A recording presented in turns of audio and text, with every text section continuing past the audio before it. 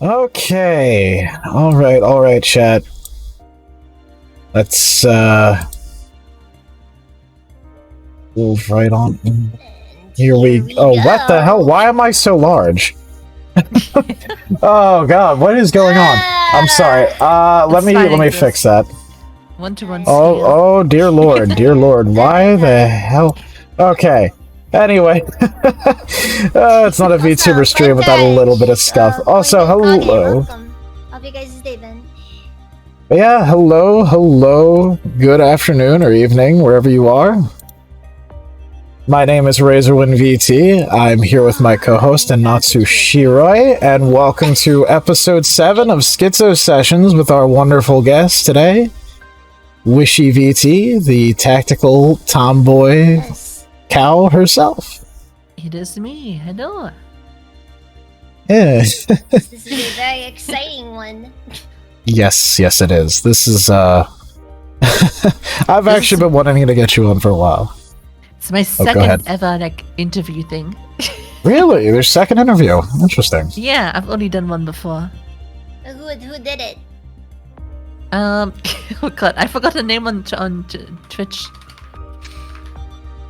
A lot of new faces I see in chat. I see Dortza. I see, Royal ZK. I think it was Eva? Otter. Von Biscuit. Also, hey, Dragon Wolf. How you doing, man? How you doing? Yeah, I might have to look up the link later to show you guys. Yeah. Let me get some background music going on here. Mandatory minimum of scuff. Good idea. I mean, kind of. Yeah. Classic VTuber streamer. Scuff is an obligation. There we go.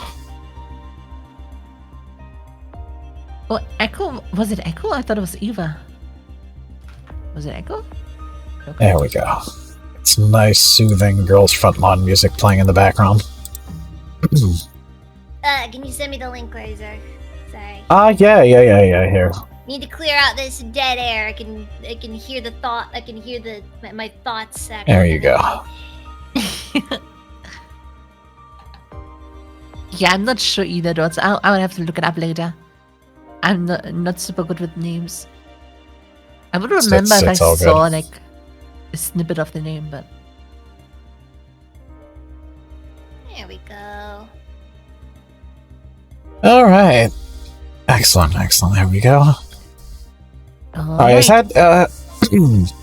Is that music good, chat? We did something a little. Yes. Little relaxing. No, that's okay. You gotta threaten them. Why not Kage? Thank you for the follow. Hey, I'm a wolf, but I'm not that intimidating. You're like the opposite of intimidating, Razor. Oh, shut up. I'm more afraid of Wishy, personally. Aha. Well, she is very good at headshots. I've seen her play Tarkov. Yeah, people don't last very long in engagements with her. Even my chat is scared of me, I'm sure.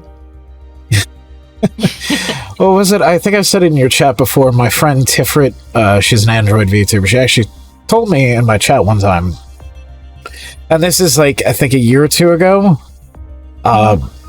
you apparently killed her in Tarkov. Well, I did? Yeah, she apparently ran to you in Tarkov and you killed her, yeah. No worries, she isn't upset about it. That's just Tarkov. Oh, you're just trying to make friends in Dylan, Tarkov, what's up? and then people freaking kill you. The best way is just, using VoIP and just screaming I'm friendly. That usually works. Or does it? Target. It was like my second time playing Tarkov, my second raid, I just got ambushed by 2 bears. Aww. And yeah, one of them was shooting at me from the side, I was taking cover, and then there was one hitting me from the front. I was trying to take care of the guy in front of me, and then I didn't see the guy next to me at the side, and he shot me through a window and hit me right in the head. You need to watch out for bears. Sleepy is one. Oh yeah, I know Sleepy's a bear, yeah. And she's also quite vicious. She is. She's crazy. Have you seen the guns she's using? Oh yeah, I've seen it. I've seen the guns that Whiskey used. I remember the one stream Whiskey. She had like I think it was 416. She had like 8 scopes on there. Yeah, because I know Whiskey always gets like cursed drops from people. At least I remember it back then. She got those a lot. Oh, thank you, Bay, for M14. I appreciate that. Thank you. Voice is a double-edged sword. I always think, at least I have a good feeling for like being able to tell if someone's being fake friendly. Like I kind of feel like I can tell it in the voice when they're about to shoot me, and it worked out pretty well so far. Oh, it's good. Yeah, I saw. I think I clipped it. You helped that random guy in Tarkov. He was a new player. He was badly wounded. That was probably my favorite raid in a while. I went on reserve, and I basically just decided to run around and ask people for help because there's a quest I need to do, which I was super tired of, because you have to go down in the bunker and it's super dangerous, and I just kept on dying. So I was like, I'm just gonna go down there and just try and team up with like a group of people, and have them like carry me through the quest. And I went into one of the buildings upstairs. And I ran into a player who basically had a starting gear, and he didn't know how to use VoIP, he didn't know how to heal. He seemed to be completely new to the game. And he ended up, and like I gave him meds and told him how to use them, and he used them, and then he dropped me his gun and everything. Oh yeah, he gave you his M4, yeah. Yeah. I walked into the next room and wanted to go back and give it to him. And he just fell over and died because he disconnected. And he hasn't been. No! He has not been on ever since. He's just been. Oh god! You know his username, right? I'll have to try and contact him or something. Heartbreaking. Yeah, I really want to like actually thank him for the gun and stuff, but he's still not online. I just checked. He's still offline. He hasn't done a single raid afterwards. Oh no! He's done 2 raids overall. That's sad when you try to make a new friend in a game and then they disappear. Yeah. I hope he comes back. Sure he will. He's probably busy. Yeah. Yeah. Probably one of those people who has a job in real life. Nothing yeah, I do too. Life than last online 6 months ago. Aw, that's heartbreaking. But yeah, makes you wonder where they went. That's true. Wishy scared him off the game. Nah, I don't think she did. No, Wishy's a sweetheart. No. I'm just that intimidating. They actually surrendered their gun because they gave up after they heard me. They were like, oh no, I don't want to fight that. So. Oh god. You just kind of noped out of it. Oh yeah. Boy. Hey Audrey, how you doing? How's my trained friend doing? He's also one of my VTuber children. Yeah, let's we'll start with some of the questions here for the interview. Sure. So, who are you? Yes, for those who don't know. Okay. This might be a surprise to everyone here, but I'm Wishy. I'm a tactical cowgirl. And I play shooter games most of the time. My most played game so far is Escape from Tarkov, which I stream mostly. But I also started playing like Project Zomboid, and I want to try some more DayZ for some like single player. Oh, I have that game. Yeah.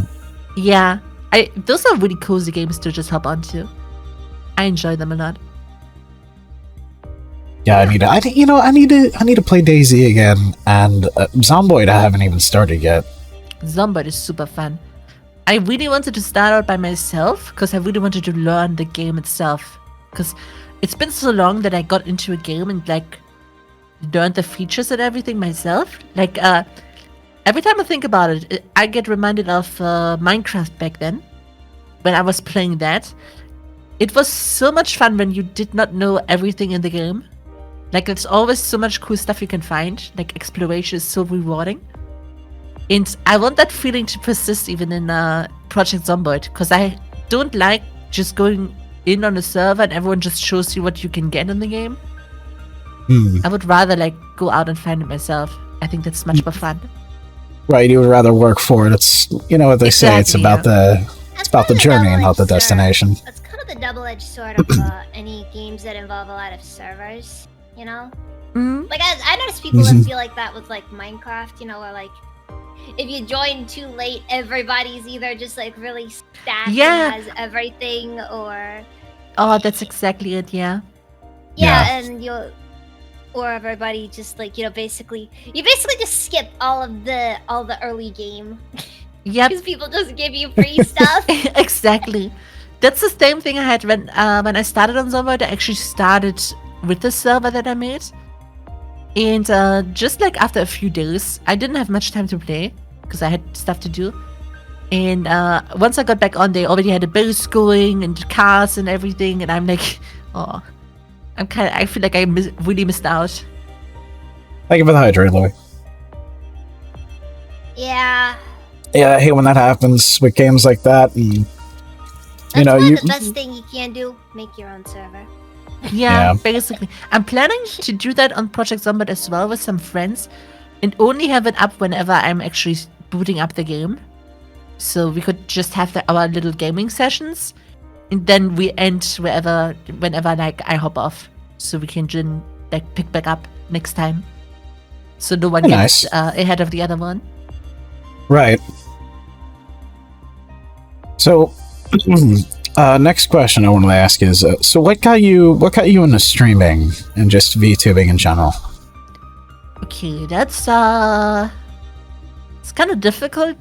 I guess when it comes to streaming itself, back then, I never really planned on streaming because I did not even use voice chat in game. I didn't talk to anyone using my microphone. Funnily enough. Yeah, and it was my friends that I met in CSGO that actually gave me the courage to speak up and use my microphone more. And they also encouraged me to start doing some or stream some horror games during October. And that's basically how I started out with streaming. And that was about the same time where VTubing got a bit more popular. And what was the first software again on Steam? It was FaceRig, I think it was originally. FaceRig.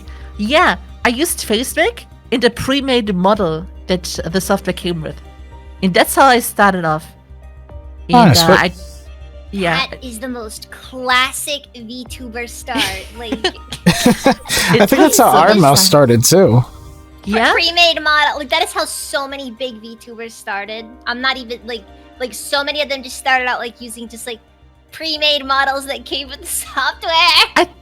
I think that's how everyone should basically start. Like I always encourage people to start with like PNGs and stuff as well, because getting your own model is so goddamn expensive. I started. With it is self-made Vroid, so.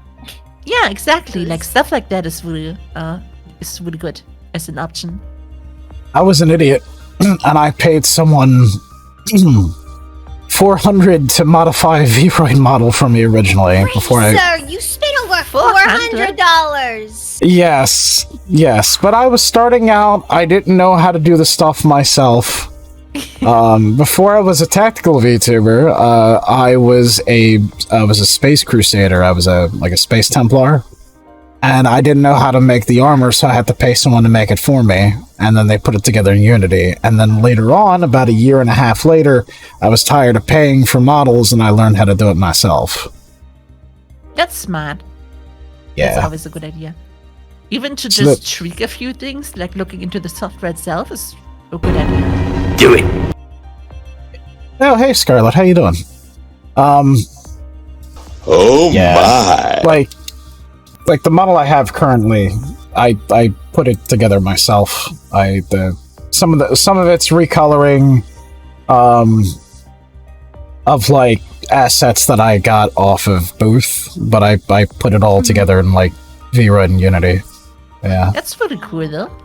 Yeah. Well, my model, of course, I paid for, but. Yeah, how much you pay? $2,000? A lot, yeah. I paid way more. Holy shit! But it's or $3,000? Yeah. I should really step up my prices. I'm not even close to that amount of like costs for my stuff. Speaking of, I may be interested in a commission in like 3 years when my current debt issues are over. But Oh, I mean, sure. by then you'll have caught on. So, how long have you been streaming for? I had to look it up. I was surprised myself. The first like VOD that I still have saved, which I think doesn't even mean it's the first stream ever, was during October 2020. So, Oh wow. Yeah. You got in at the peak time frame there. I Yeah, you really got did, into yeah. the gold rush. It was. I don't even like. I don't know. It's hard to comprehend that I've been doing this for like up to like 4 years basically now. Honestly, Wow. that's about how I started in like. Let me think. I started in like early 2021, I think. So like only a few months Oh. after, I think. So, Yeah. Mm. I started in April of 2021. yeah. Huh. Like about Yeah. mid-April. It's funny how like, you know, because like I feel like that was like after the gold rush was kind of like dying down. You know what I mean? Mm-hmm. Yeah. It's just kind of funny how fast everything moves on the internet. You know? It Oh, really yeah. does, yeah. Definitely. Yeah, it really does. So let's see here. So what are your goals as a content creator? Like short term, long term? They are a bit all over the place, I'm not gonna lie. Because my original plan was maybe being able to live off of it and just, you know, maybe if I'm lucky enough, get partnered and stuff like that, which did eventually happen. And I was hoping that would be enough to like sustain my income and stuff like that, but ended up not really working out No. because of like German Jeez. laws and stuff. And Oh. I'm Yeah. sorry. That's it's a bit rough, but we will keep on. I'm gonna keep on trying and just see if at some point the laws kind of change. So if you don't mind me asking, what specific law is preventing you from being able to live off of it? Is it just like bad taxation on it, or? Yeah, it's mostly bad taxation, and like I have to be insured like privately or whatever. If that's What? So there's a ton Yeah. of stuff. So basically, they're Holy treating you like cow. you're a full-on business, like with a. yeah, Jeez. definitely. No pun intended. Exactly. Yeah, because like right now I'm kind of comfortable the way I am right now. Is like I have my side job that I do that covers my health insurance and stuff like that. Yeah. Oh, well, that's Which- good. Yeah, I do like 3 to 5 hours a day of that job, and then do my VTubing in the evening. Basically, that's how I live right now. And Oh, that's not a- Well, Not a bad I'd deal. at least imagine that the VTubing at least probably covers a good chunk of everything. So you Oh, basically just work part-time and VTubing's your main, or? right now it's the opposite. It has to be the opposite, sadly. Oh, okay. Yeah, Okay. law-wise, I'm not allowed to earn more than I do in my current job. That's so weird. But Yeah, whatever. it's It- German laws. Yeah, Hey, I'm so at least sorry. It's not as at least it's not as bad as Korean law currently, where like I don't even think you could even do Twitch at You- all. where- No, you Yeah. can't do Twitch at all. I remember Chaser, who's Oh, a yeah. yeah, That's Chaser can't. heartbreaking, 'cause Chaser's He really can't stream cool. at all. He is cool. I like Chaser. I've rated him a couple times. He's a good guy. It's a shame to see that happen to him. His model's really good too. Yeah. It really suits him. Yeah, it sucks. But yeah, so what would you say is your favorite thing about being a VTuber? Like what aspects of like being a VTuber and VTuber culture do you enjoy the most? Well, for me personally, what I think is really, really cool, since I do make my own models and like Wicked and everything, it's kind of cool to have your own art like coming to life and being able to just slip into your own art, if that makes sense. Like, Yeah. Oh no, that makes perfect sense. yeah, it's really, really cool that way. I can like I'm gonna have more opportunities to like work in the future with all the like rigging and drawing and stuff like that. Oh, yeah. And yeah, I don't know, just being able to make my own character and like displaying it on stream, I think is really cool. Yeah, that's one of my favorite parts of it too. Yeah. I like it because I can actually be myself and not worry about being like, being doxxed. Yeah, Things like that, the anonymity. I like exactly. being... That's a big part. Yeah. Hey, you just give it a few years, Razor. You're gonna have to go under your legal name. Oh boy. Oh boy. That would Alright, be pretty... redacted. It's gonna get those documents are gonna get unsealed one day. Oh my! Yeah, no, I ain't showing my face to anybody. I'm going by Mandalorian rules. No one sees my damn face. This is the way. Yes, this is the way. Yeah. That's definitely another positive. Like, I'm really, is it called self-conscious about my looks and everything? So, I don't know, I feel much more comfortable this way than I would otherwise if I had to use a camera. Likewise. The other thing about it too, it's like, I like anime, but you know what? Liking anime is not enough. I gotta be anime too. Gotta become anime. Yes, it's funny. People joke around like I'll be in public Discord servers sometimes, and I joke around and say I'm an animated American. I like that. That sounds good. There you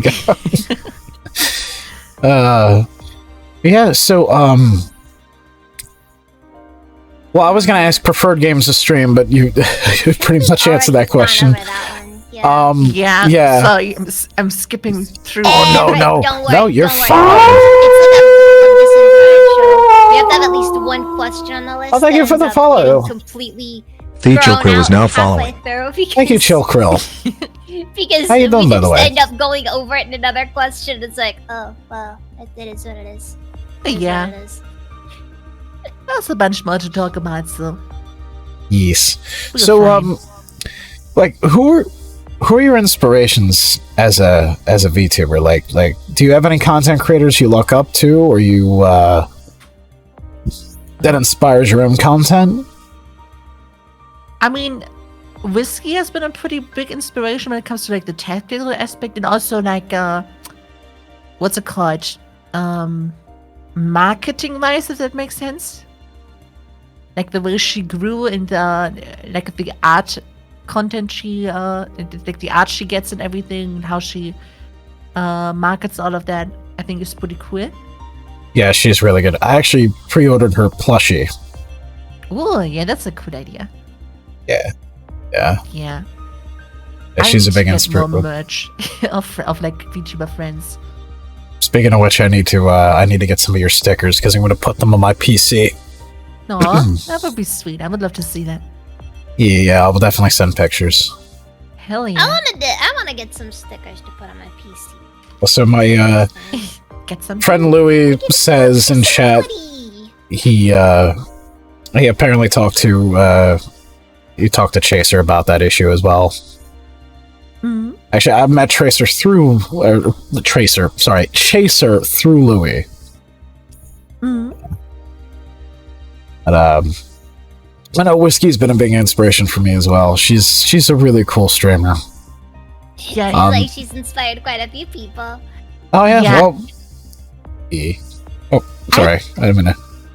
I do have to admit though, right now, my main inspiration has become Sleepy, because I've been in contact with her so much. Been like chatting. Oh, Sleepy's great. She helped me out so much. She's one of the sweetest people I've met in the VTubing community so far. Yeah, I talked to Sleepy for a little bit. And she's actually really nice. I know she closed her DMs recently. I don't know what happened. I guess someone must have acted weird or something in DMs with her, but she completely closed them off. It's just the natural. That's just the natural point that you hit eventually when you keep. Yeah. Exactly. That's one of the downsides to like getting bigger, because even The I have parasocial trouble. people. Yeah, even I have Hard to trouble at keep this up point. with it. Yeah, I've got like stacks of DMs, and it's just like I want to reply to everyone, but sometimes it's really stressful because every time you do reply, it turns into a whole conversation, and you got other stuff you have to do, and you have to like end the conversation with everyone like politely. I don't want to be rude or anything. Well, No, I understand even that. at my size, like I get a few people coming to me like daily, and even I admit that's kind of difficult. It can be difficult to keep up with. Like 3 or 4 people come up to you like around like, let's say, the afternoon, like 12 o'clock or something, and suddenly are just like you're just trying to figure out, okay, so how do I handle this conversation? Like like I don't want to necessarily just say, okay, I'm sorry, but I'm busy, I can't really talk right now, and you just you feel bad doing it. Definitely, yeah. And I think that's something a lot of people don't realize when they think about like becoming more popular on the internet or whenever. They always look at you like having more contacts to more and more people is like a really good thing, but I think it's also really, really stressful, and like you have to pay so much attention to everything. Yeah, it's a lot. The dopamine rush of number go up does have its downsides. Exactly. Yeah. It does. I know one of the issues I've actually had recently. I've been getting a lot of thirst DMs, and I'm just like, look, I'm sorry, but I don't know you. Oh my god. I'm flattered you think I'm attractive, but no. That has never happened to me once. Oh, you're lucky then. I had the weirdest of people. I had someone in my chat before who tried to roleplay with me, and he just put in star, grabs boobs, and star. It's like a roleplay. Yeah, what the fuck? It's the same. Okay. I know I shouldn't be laughing, but what the be honest. Did he get blocked? He did get blocked. It was actually one of the people I've met before that already, and he kept making new accounts too. Like, it was really creepy because he kept on coming back somehow. No. Yeah, that's creepy. Yeah. That's super creepy. That's not cool. You shouldn't be doing that.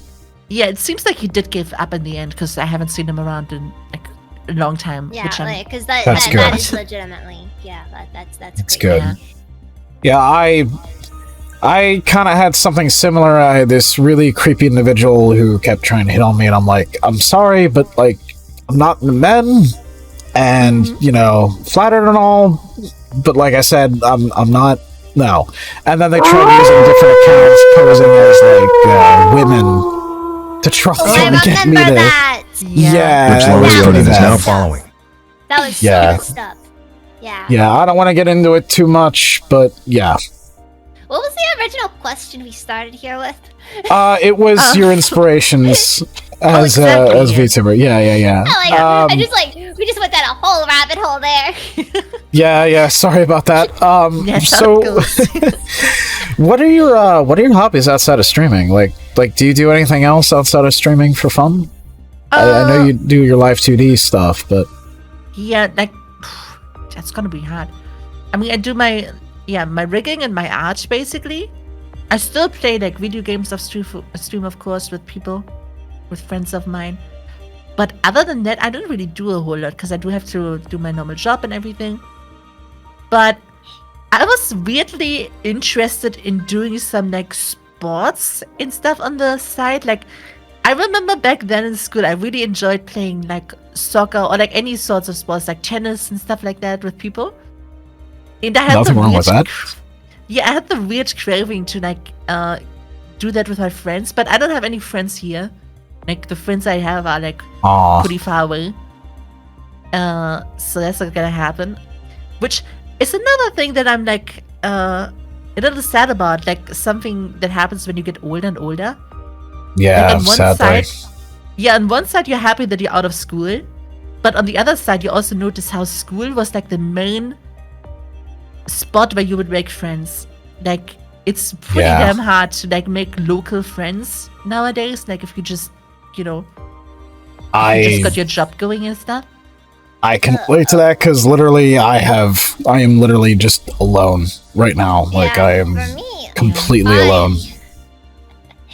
So I live on the road, so I travel a lot. Oh, that's cool. I never get local friends wherever I end up. Yeah.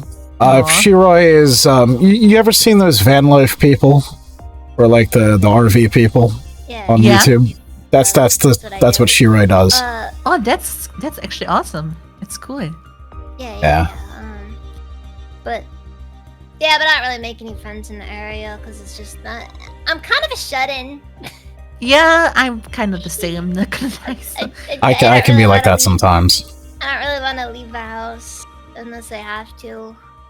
Yeah, I do the same. But do you at least like travel back to the same spots from time to time, or is it like you keep on going to new I ones? do. I just struggle Okay. to make friends in places because of just it's just how I am. Yeah, that's fair enough. Anyways, So what's so besides like Tarkov, Zomboid, Daisy, like what games do you like? Like what are some favorite games? I really enjoy horror games, like especially really atmospheric heavy horror games, if that makes sense. Like people call them Nice. walking simulator at times, but those games I find pretty interesting. Like Right, just are you- taking everything in and like walking around. Have you ever played Cry of Fear? I did. I actually That's a played good it game. multiple times with friends and by myself on stream once. It's a good game. I don't do well with horror games.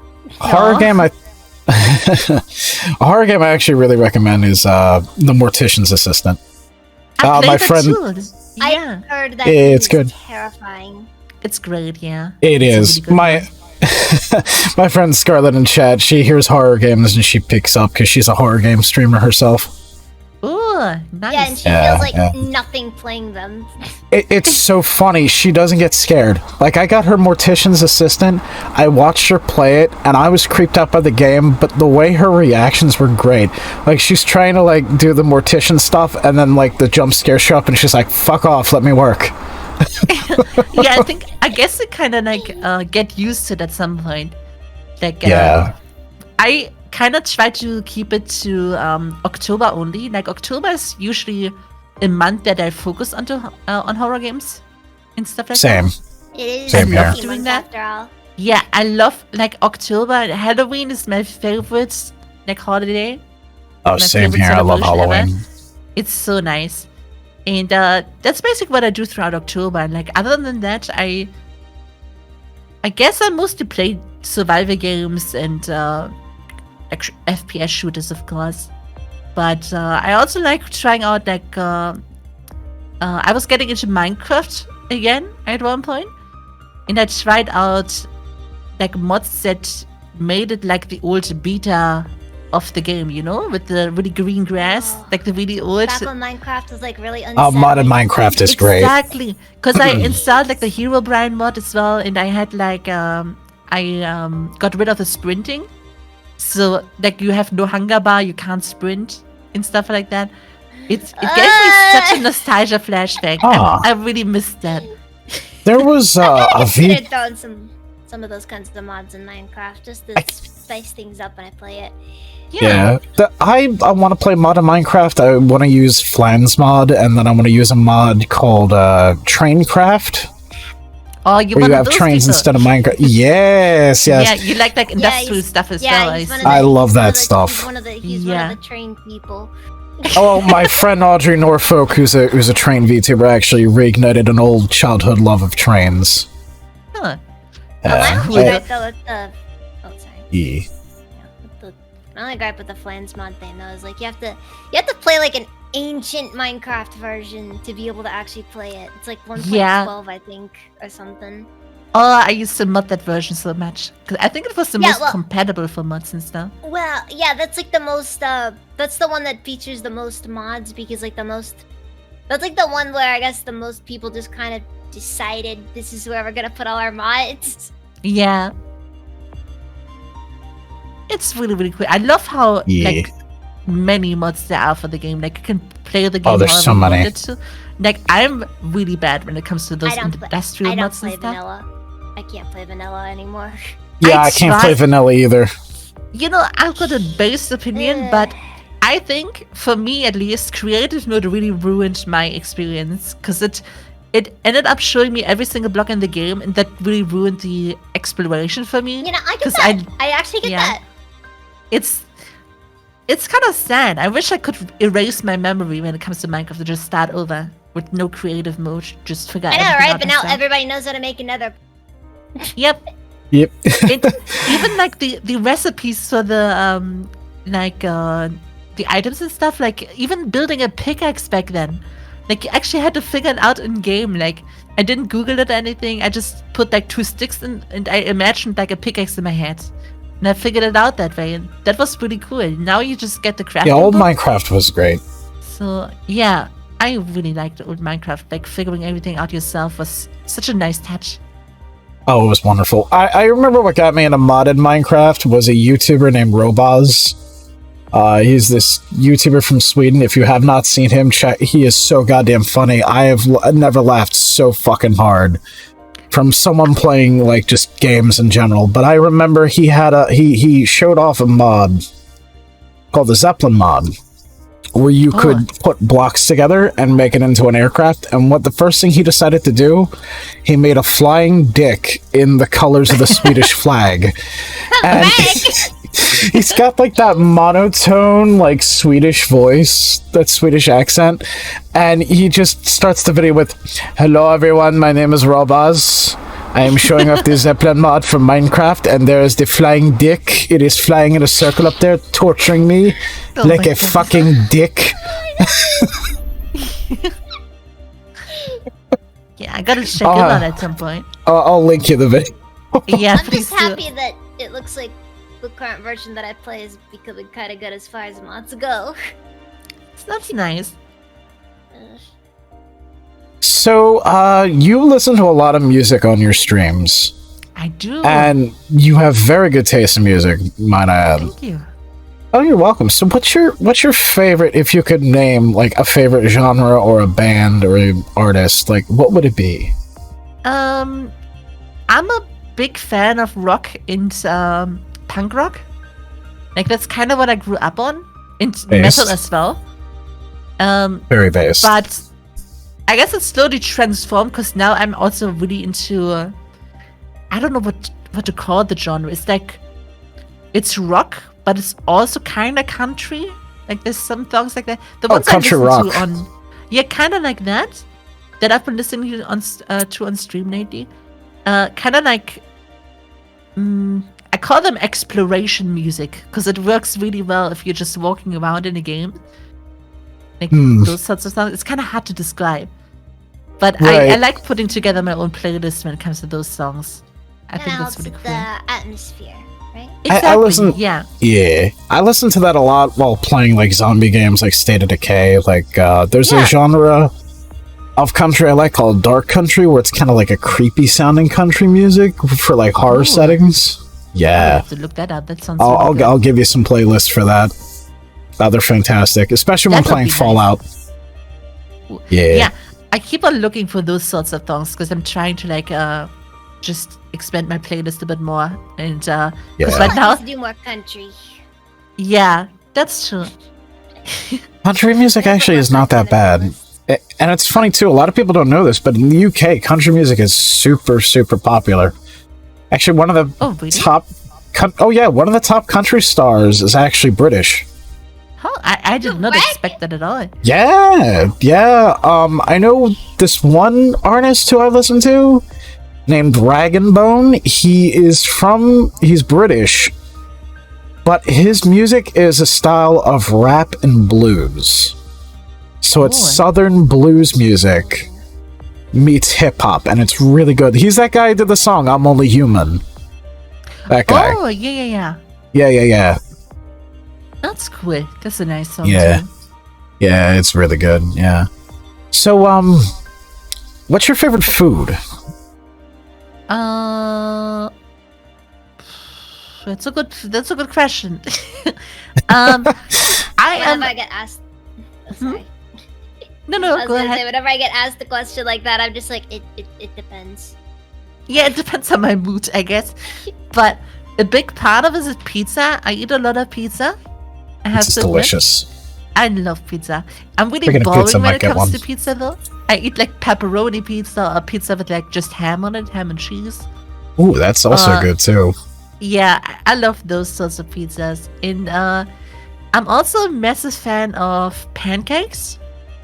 I love pancakes. Shiroi will tell you. Who doesn't love pancakes? Oh yeah, like My mom used to always make them, and this is gonna sound weird, but my mom made special pancakes that had ham and cheese inside of the dough, kinda, and it would melt. Like, yeah, it sounds that doesn't weird. sound bad though. That doesn't It's sound really bad. no. A lot of people judge That me doesn't for it, sound bad but they at all. need to try it. It's so good. No, it doesn't sound bad at all. Like, you know. No, not at all. I eat too much cheese and ham. Like, I feel like you can put cheese Oh, and both ham are on good. everything. It just becomes better. Oh yeah, actually, Wishy, what I do, you might like this. So what I like to do as a snack sometimes. So you know, there's like you probably find them at like Aldi or in the grocery store. You know the crescent rolls that come in like that little can that you open up and you put in the oven. It's pronounced croissant. Croissant. I'm sorry. Croissant, yeah. A croissant. Well, what I do is I take those croissants and I take some pepperoni and a little bit of cheese and I roll it up in there with it. And it's so Yeah. good. Oh, that's what my mom used to do for my birthdays. She used to. Oh, really? make- yeah, croissants as well with ham and cheese inside of them. I think I'm just Ooh. addicted to it. Now that I think about it, I'm just addicted to ham and cheese, I think. I've grown up with it. Ham and cheese is delicious. Wishy. Jaeger1908 asks, do you use locally sourced milk for the cheese? Of course. Where else would I get my milk, huh? No, but, no. Only the best milk. I remember that one tweet a long time ago where she was, I came across, it was an image, and I think it was like at some restaurant or whatever, but it was this big thing of cream, and for some reason the sign said Tomboy Milk, and I think I at you and I said, is this Tomboy Milk locally sourced by Wishy? Yeah. I think I remember that, yeah. Wishy Milk should be a brand. Oh god, Louis. Maybe that's my future plan next to VTubing. You know what? That would be a good piece of merch, like a water bottle that looks like a milk bottle. If you get a gamer subs thing, Oh, there definitely. you go. Yeah, You just Well- call it Wishy Milk. There you go. that would be nice. Though that might probably Yeah. go a little bit too far, I know, because I think there's already one that's like got that theming behind it. So I don't know. Yeah, I would want to do something more unique anyway. Yeah, Like I know, Yeah. I've seen some of them come out. get it. Like, You gotta try it. You gotta make it something crazy.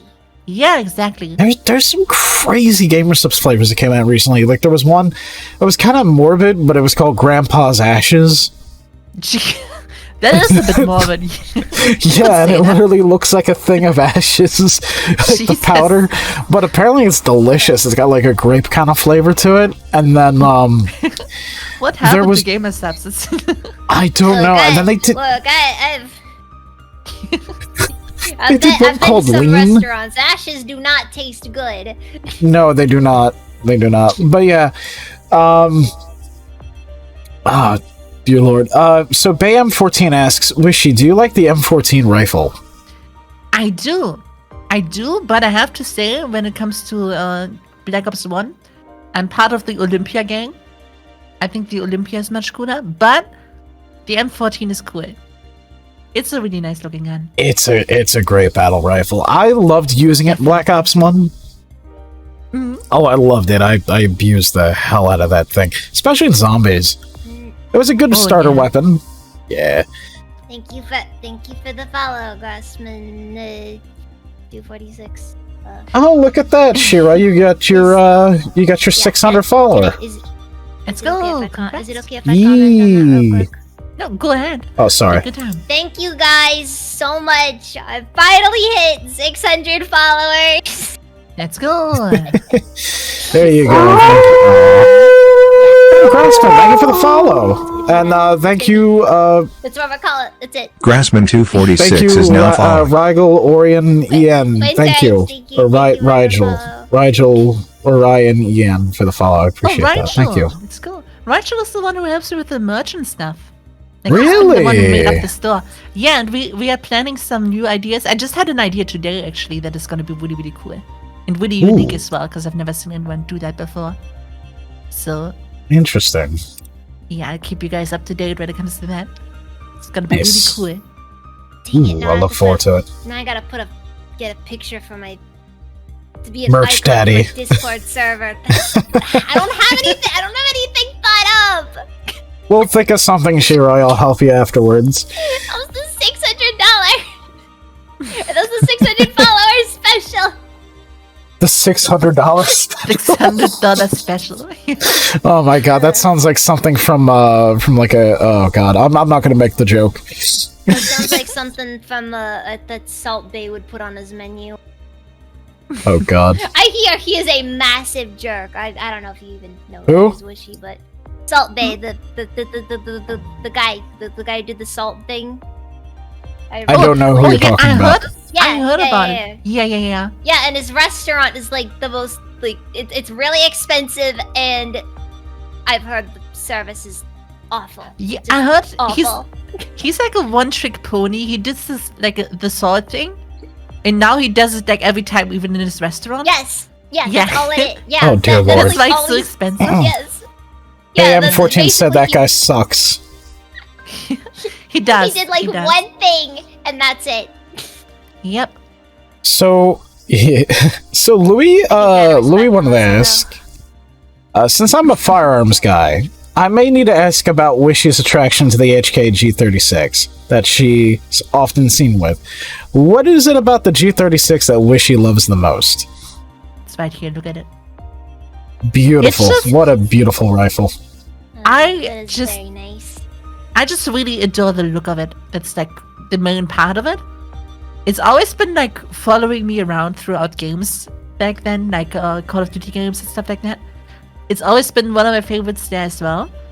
And I don't know, once I learned that they actually do use it in the military here actively, because I didn't Yes, know they that do. back then, it just became even more interesting to me. And I don't know, it's just been like a really iconic weapon to me that's always stuck with me.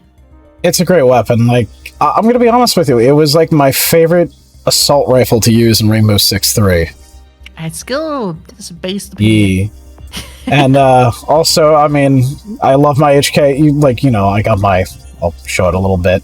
My Yes, XM8 here.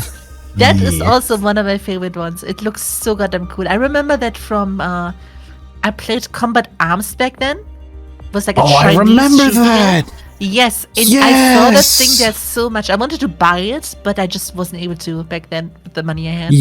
Yeah, and you had to rent the weapons, which I thought was a little. Yeah, exactly. Wait, what? Yeah, Yeah, you you had to rented the rent the weapons back in the day.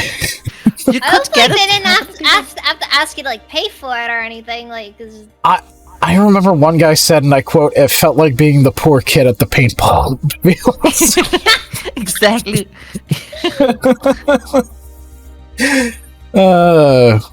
I was that kid. Wait, Yeah. really? You can't get HK anything outside of Germany nowadays? I think Really? yeah, I think it's pretty hard because they don't want to like give it out to civilians much. I guess they Really? just sell to like I think so. weird. Huh, I was about to say, because I do want, I am looking to get a gun at some point. I want to start out with, I do want to get an HK USB. That would See be if you sick. can find some a military surplus place or something like that. Yeah, I could just sneak into it, into one of the military bases here and get you one. Surely that would work. Aw. Oh yeah, that could. Oh, work, they yeah. penalize military tech to other countries. Oh, I see. Yeah. Oh, there's US copies? There's Huh. also civilian variants from what I know. Like the G36 has the SL8 and 9. Which, Really? yeah, they only have 10 round max, I think. But, Interesting. yeah, I I'm think- sure you could probably get a larger mag if you know, I- a larger mag made or something. I think you can get a converter, like there's a thing that you can attach to the G36 at the bottom, and you could put like normal Stanek mags into it.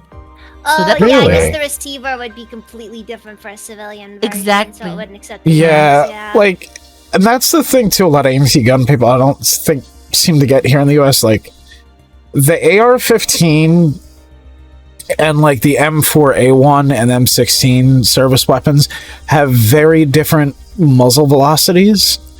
The M4 and the M16 are meant to shoot to kill.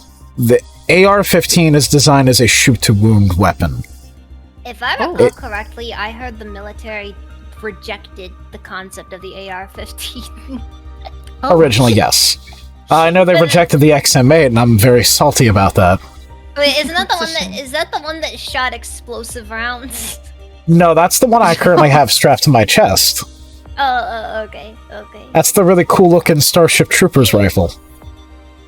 I remember there's this one point where the US No, please do not military had, spread like, FUD lore, I beg of you. Oh my. I remember there's this one time though where the US military had a gun that was like a miniaturized grenade launcher, and like you could set manual timings on the grenades. It's just like this freaking ridiculous I mean, yeah, they're all thing. It was mostly outlawed because the grenades were so small it bordered on being a war crime due to them basically being considered explosive bullets. Oh, was it? It wasn't the rotary one, right? That has like a, it's like a big. It looks like the inside of a revolver, but for like grenades. Oh yeah, I know which one you're talking about. I forget the name of it, but yeah, the revolving grenade launcher, the one that is currently useless in Modern Warfare 3. Yeah, I think it's in Tarkov as well, but it's really hard to get. 40mm. Really? Yeah. 40mm, yes, 40mm. Yeah, I've fired all different kinds of weapons while I was in the military. Actually, there was a sergeant who I was being trained by, who actually had a special. He had a German accommodation. I think it was a special type of ribbon that the German army has, but he got that ribbon on his dress uniform because he actually trained. He actually went to train with the German army on how to use German weaponry. Oh, that's cool. Yeah. I don't know much about these sorts of like special. What are they called?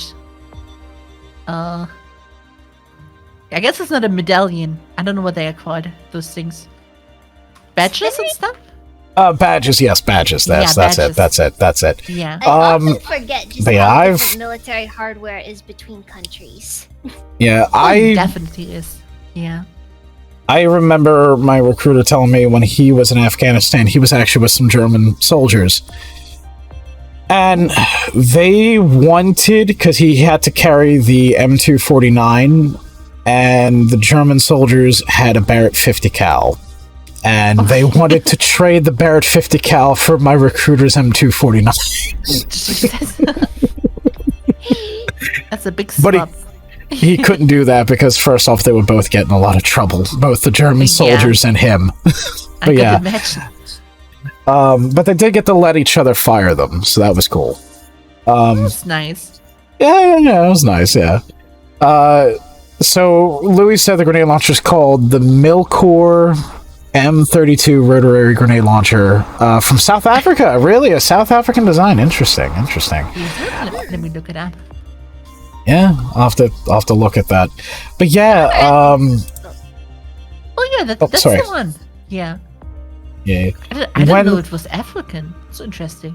Yeah, that is interesting. What was it? South African, so, you know. Yeah, South Africa. Well, it's still African. But yeah, what was it?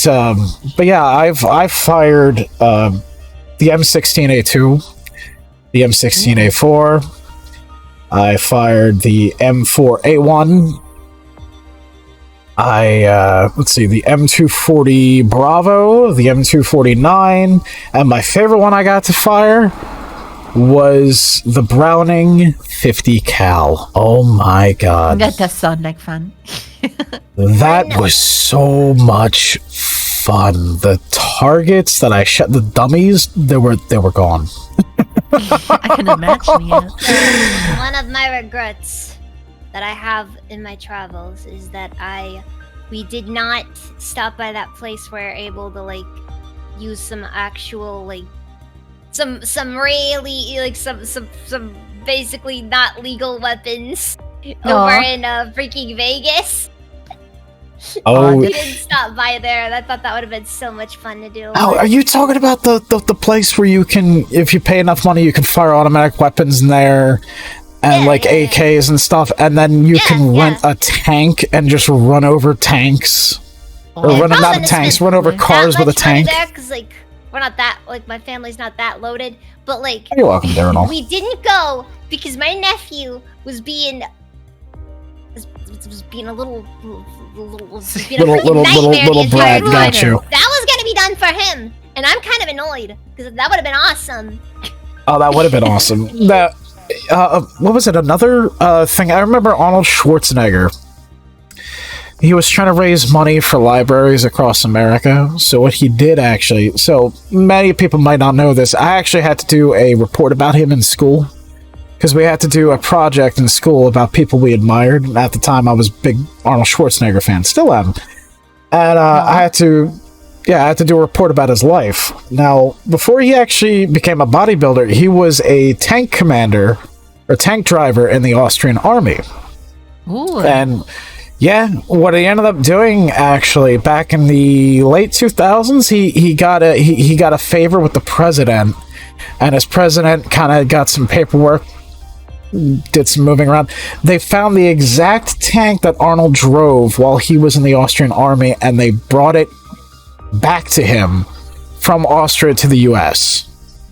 Oh, that's so sweet. What the hell? Yeah, and what he did to raise money for these libraries, he would show up to different neighborhoods around the country, and people paid donations for a chance to ride in the tank with Arnold. So every time someone paid a donation, they got to ride in the tank with Arnold Schwarzenegger and run over some cars. Awesome. That's super cool. It is cool. Austrian Army, I think they do mandatory service, I'm not sure. But I know at the time when Arnold was in the Austrian Army, he drove a Patton tank, the kind we used in Vietnam. Yeah. Oh, also, it's kind of weird when you realize just how old all these actors are, you know? Yeah, that's true. They are pretty old by now. I'm sorry, Wishy. I didn't mean to cut you off. No, it's fine.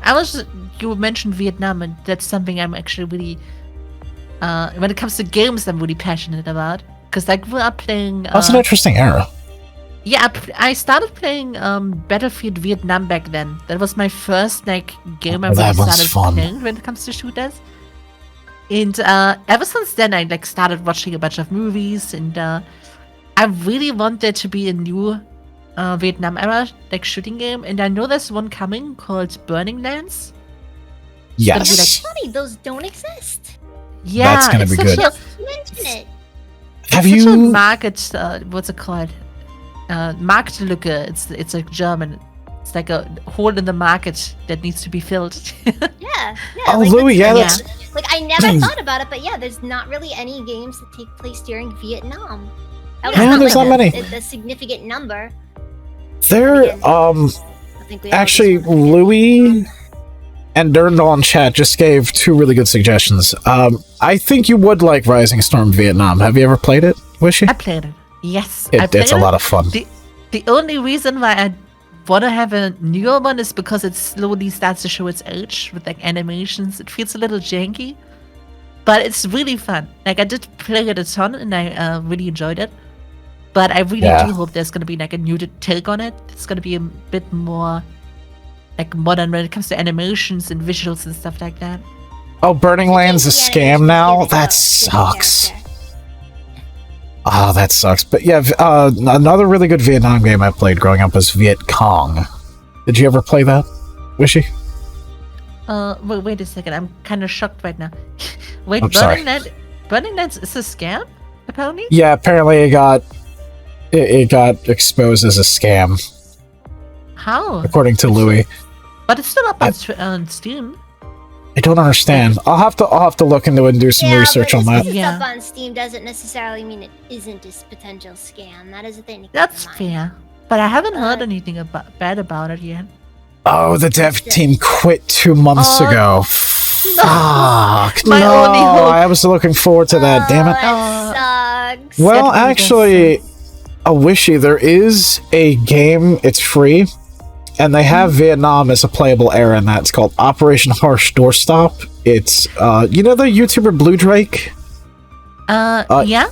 He's the main dev for that. That's his game. I actually have that game. I just downloaded it not too long ago. I think I tried it out. Really? Yeah, but I was by myself, so I didn't play it all that much. But oh, I mean, if you want someone to play with, I'd be more than happy to. yeah, I would love to actually try it out with people. Yeah. I'm gonna go use the bathroom real quick.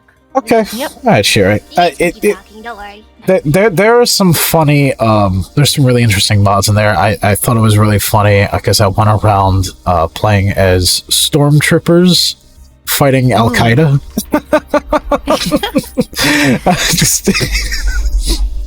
That sounds fun though. I love when they offer like those customizable scenarios and stuff. I like that about. That's something I was looking forward to so much when it came to the new Battlefield with the Portal editions they had. Yeah, where they introduced like the different eras. It was such a neat idea, but they missed out on so much. Like they could have done so much more with it. Oh, I know. I wish they just focused more on like they should have just made it. They should do like what they did with the Master Chief Collection, but do it for Battlefield. Do it. Yeah, I think that'd be something like fantastic. that would be cool. Yeah. I remember Battlefield Bad Company 2 had a whole DLC that changed changed the era completely, and you played in Vietnam, which was really, really cool. I loved that one so much. Oh yeah, Louis, you gotta understand that with Doorstop, Harsh Doorstop has a very small dev team, and they're doing it for free, out of their own pocket. So it's gonna take them a while. Yeah. Also, I just looked up Burning Lands scam on YouTube, and the first video is Burning Lands is the biggest scam in Midism gaming history. Oh my god. I've never gotten that video recommended when I looked up the actual game trailer and stuff. That's such a shame. Yeah, it is a shame.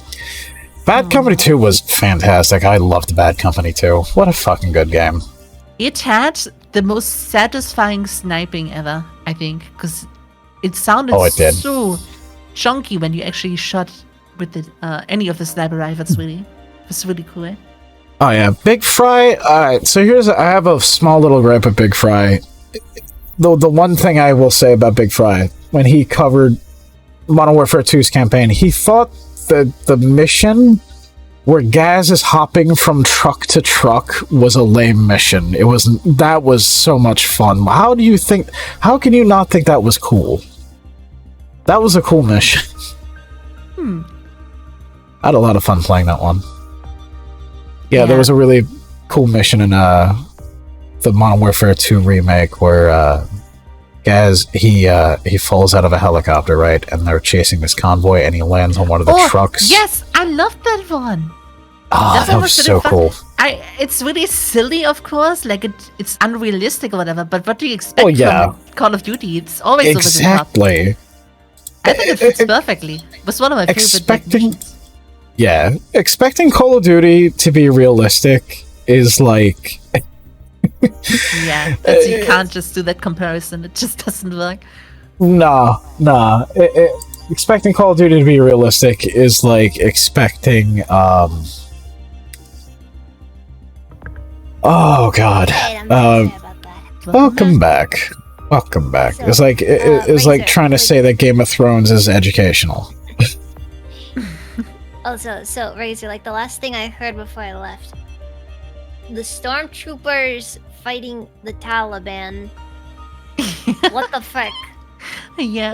So the game's got different mods, and you can mix and match. That is not a crossover I expected. Well, it was funny. My favorite mod though for that game is the one where you can play as little plastic army man. Oh my god, I love that. Wasn't there an actual I think there's a battle royale game coming out based on that, or there was one. I don't know what it's for. There might be. I think I know you're talking about. I think I've heard of this one. There's a really fun. There's a really fun multiplayer game based off the old Army Men games. It's called the Mean Greens. and it's like team-based and free-for-all. And you could customize your little plastic soldier. Like, you could be male or female. You could change the hair color and what they wear. Oh my god, yeah. I think that's the one I was thinking about as well. Yeah, Mean Greens was fun. My favorite map, and that was the model train that goes around the Christmas tree. Oh, I never got to play it, but there's so much potential. You can do so I much know. with it. It's so fun. cool. Like, oh yeah, it's like R-rated Toy Story. Yeah, I love Toy Story. Toy Story actually grew up. Oh, that was my favorite movie growing up as a kid. I went to the theaters twice to see that when it first came out. Yeah. Classic. Oh yeah, but since Shiroi is back, so I was thinking of going on to the next set of questions here. So, what's it like? What's it like having grown up in Germany? I can't really compare it to any other place, considering I grew up imagine here. you Yeah, But- that's true. That's kind of a weird Yeah. question right there. I'm sorry. No, don't worry. It's a fair question. I mean, it's been for me, like growing up has been pretty nice experience, considering I grew up with 2 brothers and 1 sister, and we grew up in a village together where we were like kind of known to like cause trouble and stuff like that together. Oh god. And everyone kind of just knew each other in the village. That's something I like about living in villages and stuff like that. And Small towns Yeah, are nice. I had a really, really good experience there until like later on my like parents got separated and stuff like that. And Oh, ever sorry. since then Yeah, it's been my a bit, it's been a mess. But until that point, I really loved it. Like couldn't be happier with where I grew up, to be honest. right. Yeah, I come from a divorce household too, so I understand. And Yeah.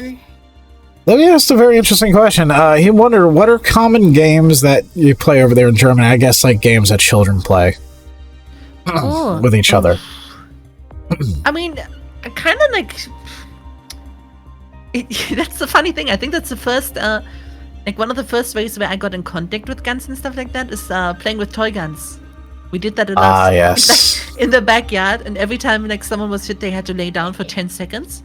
That was the rule set. Oh, really? And yeah, and I don't know. I'm a bit.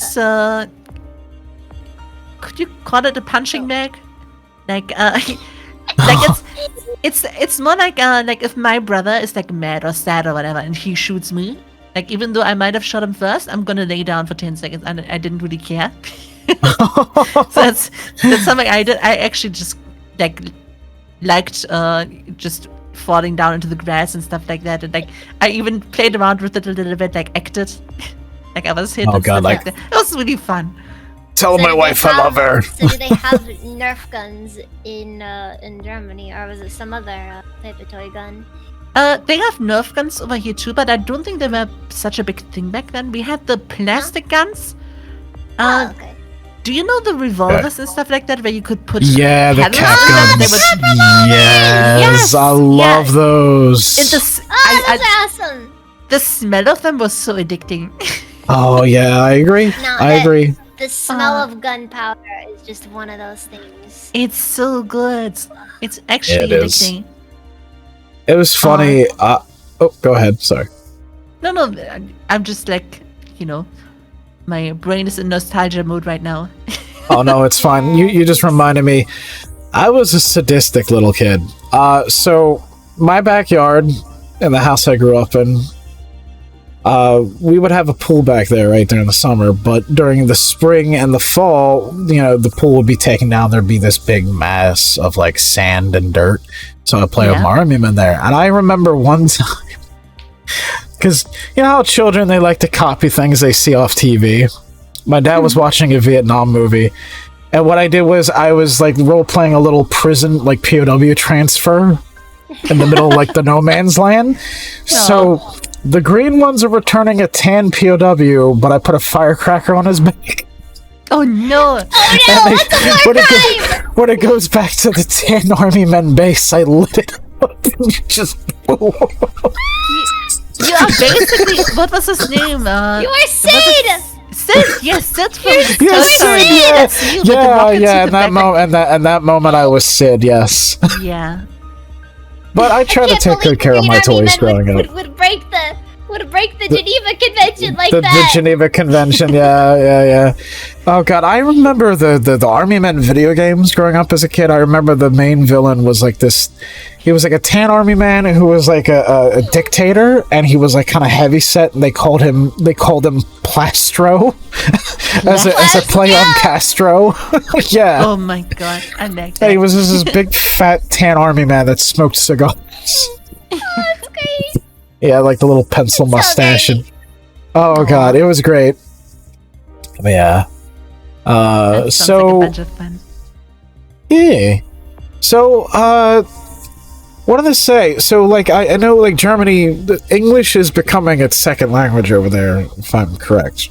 Yes, it always kind of has been. Or like, ever since I grew up, we learned English at school already. Like it's always become a thing. And now that we have a lot of like immigrants and stuff like that, like there's barely any other way you can really communicate with some of them. Really? It's So definitely become more English common. is really? Yeah, I think it's because German is not the easiest language to learn, and most people do have like at least basic experience with English already from other countries as well. So it's easier Yeah. for them to just speak English instead. It's also a very useful Really? language for trade as well. That's kind of one of the main reasons why it's so. It's so much more simple. I wish we all just spoke English, like everyone in the world, and that's it. Like, It's starting to get that way. Do yeah, not. it feels that Do way. not yeah. say that in the presence of a professional linguist. They will talk your ear off about how terrible English is. Oh yeah. I mean, And those are people who talk for a living. I think it's simple. Like it's really simplistic in comparison to some like German words or like especially writing. Like German grammar and stuff like that is really stupidly, needlessly complicated. Yeah, I'm not too familiar with the. Yeah, I'm I've not heard too from a familiar couple with the German Germans, yeah. language, but Yeah, like the Yeah. capitalization Like, on it's too things. It's quite a bit. maybe I'll ask my mom how she feels about the complexity of German next time I'm talking with her.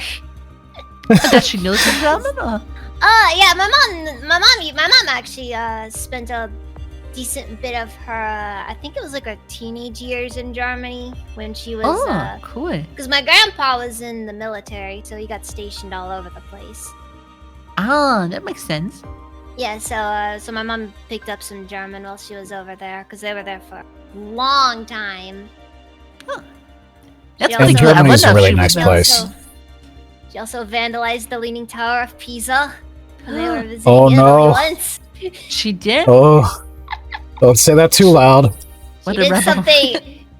Oh, God. She might have gotten away with it if she hadn't put her. If it last was for name the on damn it. kids. Oh God. Oh, she put her name on it? Oh my god. Oh God. I have to imagine someone doing like street art and like graffiti along like a side of a house and just writes their name underneath. Look, if Oh, dear Lord. you don't sign it, nobody knows who did it. That's You can't own it if you don't sign it. You're not wrong. So, Rigel just said a really very interesting thing. So, fun English fact, it's the required language for international air travel. All pilots and ATC operators must know it. Oh yeah, I heard about that. Crazy. Yeah. I did not. That's crazy. I did not know that. Yeah. And of the... Oh, sorry. I was just like gonna say that I watched like a bunch of clips that came to like landings and stuff like that with planes, like problematic landings, and they all spoke Really? English as well, which I was pretty surprised by. Interesting.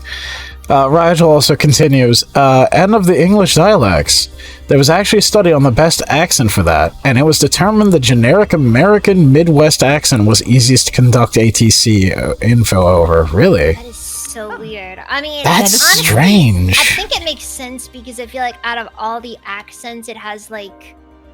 I feel like out of all the accents, it kind of has like the most the least flair to it, for lack of a better way to put it. Like it's just it's just not very it's pure fundamentals. Yeah. Yeah. That's at least my interpretation of it. What was it?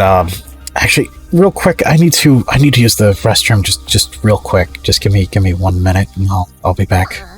No problem at all. Over here saying that English is actually integrated into the national language of the Philippines ever since America colonized them. You'll usually find a few English words in almost every sentence that they speak in their language. That's why out of all Asian countries at this end of the world, the Philippines is the most English speaking out of... I did not know that, actually. Yeah, it's pretty interesting. I didn't know that as well. It's pretty cool though. I guess it does make sense, yeah.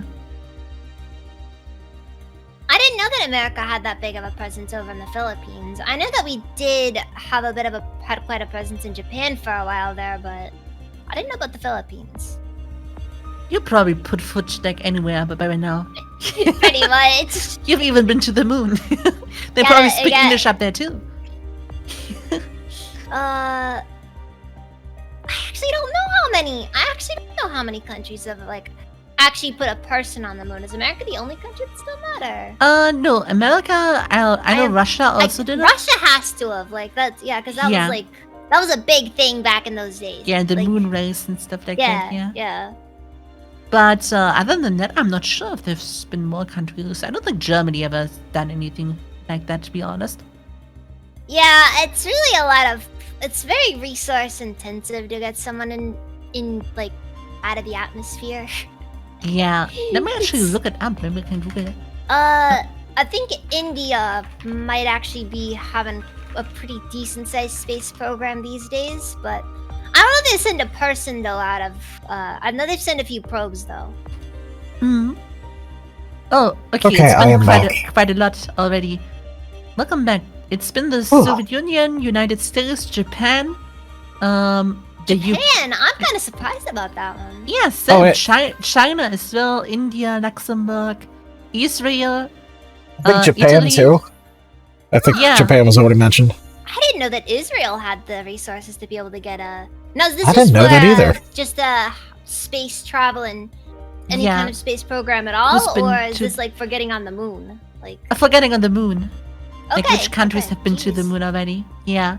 That's wild. Yeah, Mexico as well, apparently. Mexico? Really? Mexico and South Korea. That is a surprise, so that'll be interesting to see. That's crazy. One of these days, North Korea is gonna be on that list. They're gonna shoot the missile really far off course. The day North Korea goes to space is the day pigs fly. No, they're gonna try to fire a missile to hit the U.S. and then it's gonna fly way off course and then to the moon. We're gonna get a new crater. Oh boy. So I would say, since you're a local of Germany, what are some places you'd recommend for foreigners to visit if they were to come visit Germany? I'm kind of biased. I haven't been around Germany all that much, surprisingly. I stay at home quite a bit, but I live near Hamburg, and at least from my personal experience and from other people that went to Germany, Hamburg is one of the cities I feel like that is worth going to because we have a lot of older architecture, and it's a really pretty city overall, especially during summer. Oh, nice. And, that's definitely worth checking out. They have a really beautiful harbor. And that's somewhere I really like to go whenever I meet friends in real life. Last time I met up with Kako and some other friends. And we basically went there because I really wanted to go there. We also went to an amusement park because I'm a huge amusement park fan. Who doesn't like it? Who doesn't love a good amusement park? Sorry. No. K0038 said to ask about the Hamburg Miniland. The Hamburg Miniland? I've never heard about. What's One the of the- Ham? Oh wait, are you talking about the? Oh my god, I've been there as a child. If you're talking about that, Are you talking about a model city? Like, Yeah, those are real popular in Europe. there's a museum that is basically. I don't know how many countries they have covered. But they right, have is a it? lot of countries covered, and you can go through them and stuff like that. It's really cool. wait, so is it? So, I so like they have yeah, like I think I know about this. This is Yeah. the Oh, it's adorable! It's Yeah, that's really like the- cool. the world's largest train layout, I think, too, isn't it? Yeah, something like that. I almost forgot about that completely. I haven't been there in so long. I've been there as a child, and I absolutely loved it. I was really into like remote controlled anything back then, like cars, boats, and all those that are fun. stuff. Like all these models and things like that. I found really interesting. So going there was amazing. It felt really cool. I'll have to show you a really interesting video. There's this guy on YouTube, and he collects like the old 1980s GI Joe toys, right? And he Oh, what he does is he customizes the vehicles. He customizes them, and what he does is he cracks them open and he puts like working motors in them and things like that. And he made a really cool GI Joe train that he could park his RC vehicles on. that sounds really cool. That's really Yeah. cool. It's gotta It's be a really bit of neat. a pain though to figure out where to fit the motors, because like I imagine not all of those Yeah. things are gonna be able to fit them. Yeah, that would probably be really hard to do. Anything's possible when you got an engineering degree and a 3D printer. I guess so, yeah. Got a point. And enough hyper fixation to to get you the rest of the way. True. Model train dioramas are nice. Actually, Raj will... Oops, sorry, go ahead. I've been watching so many diorama like videos on YouTube. It's so interesting to see them like build them. I found a channel that did like almost like horror themed ones, where there's like a monster and like a mine shaft, for example. And it's like you can look from the side into the tunnel. It's been really, really cool. They do some really, really cool stuff on YouTube. Nice. I'll definitely check them out. Yeah, maybe I can find a link I can put in the chat. Oh, that's interesting. I did Louis find it. says that- Sorry. Yeah, so Louis says that Oh, there's, it blocked out the link. Oh, did Whoopsie. Yeah, AutoMod doesn't allow links for some reason. Oh, I thought YouTube was fine. It's okay. You could always post it in, you could post in my DMs. That's true. I'll just put it into the group. Okay. I'll take a look. Some really cool stuff, though. Oh, yeah, I've seen this guy. Yeah, he Oh, makes yeah, some yeah, really I've seen this amazing one. stuff. Yeah, Yeah, he makes some I really know cool that stuff guy, there. yeah. Yeah, I remember he water did the... monsters too and stuff. Oh, yeah, he does tremendous work. Mm.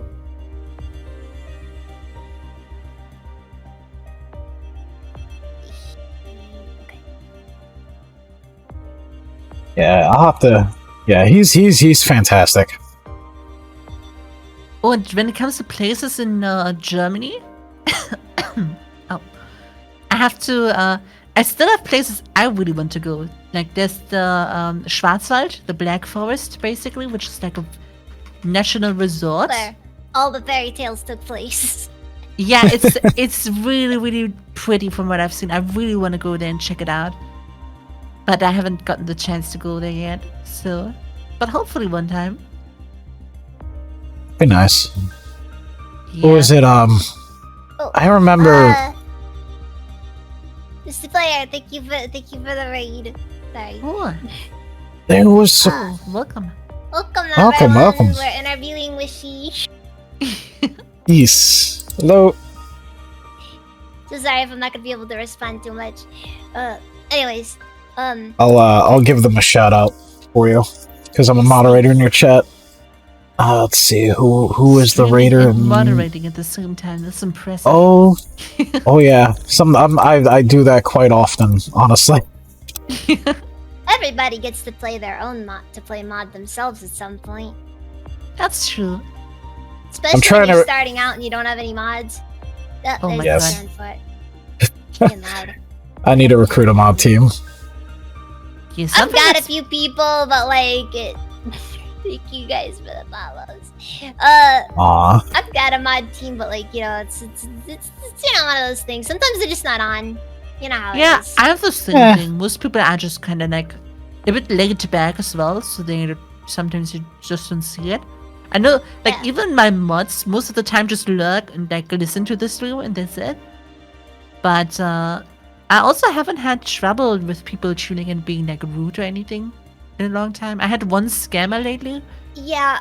I hate scammers. Like that's the thing for me. I don't really worry about it too much because I almost never need. Thank you for that. Sometimes I might do some stuff off stream, and I'm just like, "Hey, look, guys, can you just keep an eye out for me?" But like, outside of that, though, it's like, it's just you never feel like you really necessarily need it. Yeah, I feel the same way. I don't really need them. At least at the moment. I mean, I'm super thankful. But they are appreciated. Yeah, exactly. Yes. Yeah. Not to sound like I don't want them around. I really enjoy them like being around and stuff. Like especially when it comes to like shouting people out and stuff like that whenever someone's raiding, so you don't have to tap out, which is really sweet. Yeah, that's very helpful. Yeah, or like polls and predictions and stuff like that. Like I know Dortza does it for me a lot, who I think is also in chat somewhere. Yeah, I saw Dortza earlier. Yeah, he's doing a lot of modding for me, which I really appreciate. Louis just said, by the way, I really want to say that I really love Wishy's content. I watch a lot of her stuff because she was the reason why I first found out about Escape from Tarkov. Aww, that's so sweet. Thank you. I'm glad you guys are enjoying it so much. I really enjoy your content. One of these days. But I will say this though. I'm sorry. Go ahead. Everybody has warned me about that one. Most people say Tarkov is pain. I mention it and everybody's.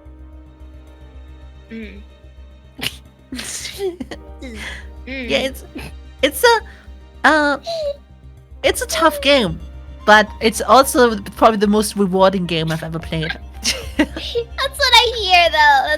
That's what I hear. Like I hear game and like I'm like I'm used to some games where it's like don't get too attached to your weapons. It's like I play Fortnite, okay? I know what it's I play Daisy. I know pain. Used to using something. Yeah, but that's something. It could be more brutal. Yeah. High highs and low lows. I love that about Taco though. It's exactly that. Like it can be so goddamn frustrating at times. Like I died to people lately, and I've gotten actually like upset on stream, but most people don't even realize because I don't really get loud or anything. But I had moments where I wanted to like slam my desk slightly, and you have those moments. But there's also the other moments, like the other raid I just had, like after the one that made me really angry, where I met that like random guy, and we just had that short experience where we like just kind of just got along immediately. And that in itself was like satisfying enough for me to like keep on playing. That was wholesome. That was super wholesome. Yeah, and then so you also you're talking desk slamming. Are you willing to give us a demonstration? I don't know if you can hear it. Let me try. Oh, I can hear it. Yeah, that. I mean, that can't be as bad as how Rushia did it when she was still a Hololive. Oh my god. Anger. It's not real anger unless you go through 2 keyboards a month. Right. I cannot even do that though. Like, she broke 2 of her desks, I think. Jesus. Actually, was it Rushia that also broke her freaking Wii U gamepad? I think so, yes. And those things are very difficult to replace, by the way. I actually have a mod for Left 4 Dead where the hunter's screams are Rushia's angry screams. Oh my god. And it's more terrifying not much of a difference, gonna be honest with you.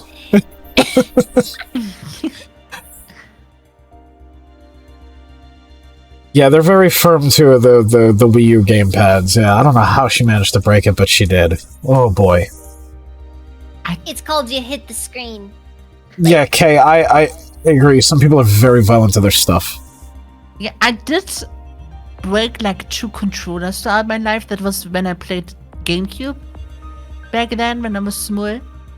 And I played like Tony Hawk and stuff like that. I don't know why, but those games made me kind of mad. Yeah, or like Need for Speed games where you end up losing a race and like you really wanted to win. Oh, I remember that. I remember you streaming them a couple times too. I love Most Wanted is my favorite racing game ever. It's so good. Good taste.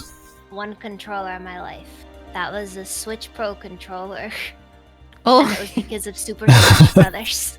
That's a fair point though. I don't play the game.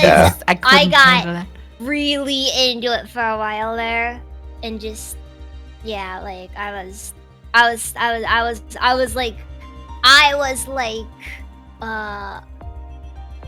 like local tournament level. Okay. And that's like that's huge. Okay, that's huge. Oh dear Lord. I think the only local tournament I ever took part in, it was a Call of Duty 4 tournament hosted by the local army recruiting office, and I came in 2nd place out of 40 people. Oh, that's I remember at my community college that I went to, we played Super Smash Brothers Brawl at a tournament there. That sounds chaotic. Me and the friend of mine that I went with, there was freaking like 8 people there. It was like nobody. Aw. I got 2nd. I was unbelievably frustrated. Oh my god, because like he got eliminated at least once, so that he had to beat me twice in the final round to win, and I choked twice. Oh no! Oh god.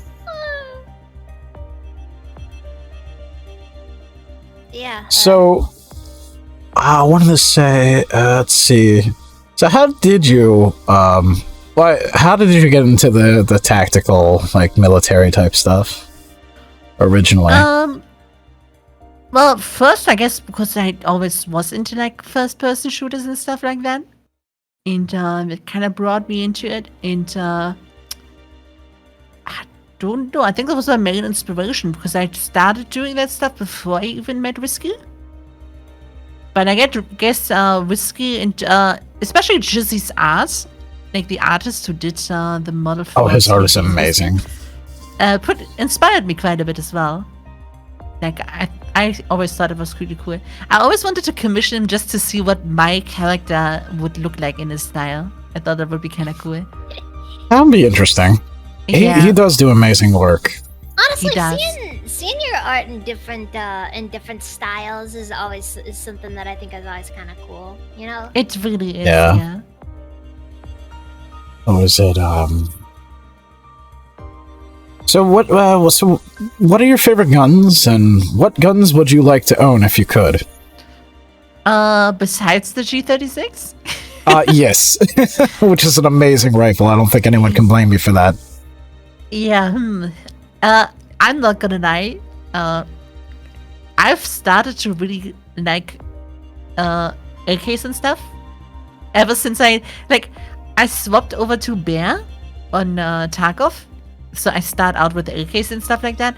And I think Tarkov really did it to me that I'm really appreciating just pretty simple AK builds.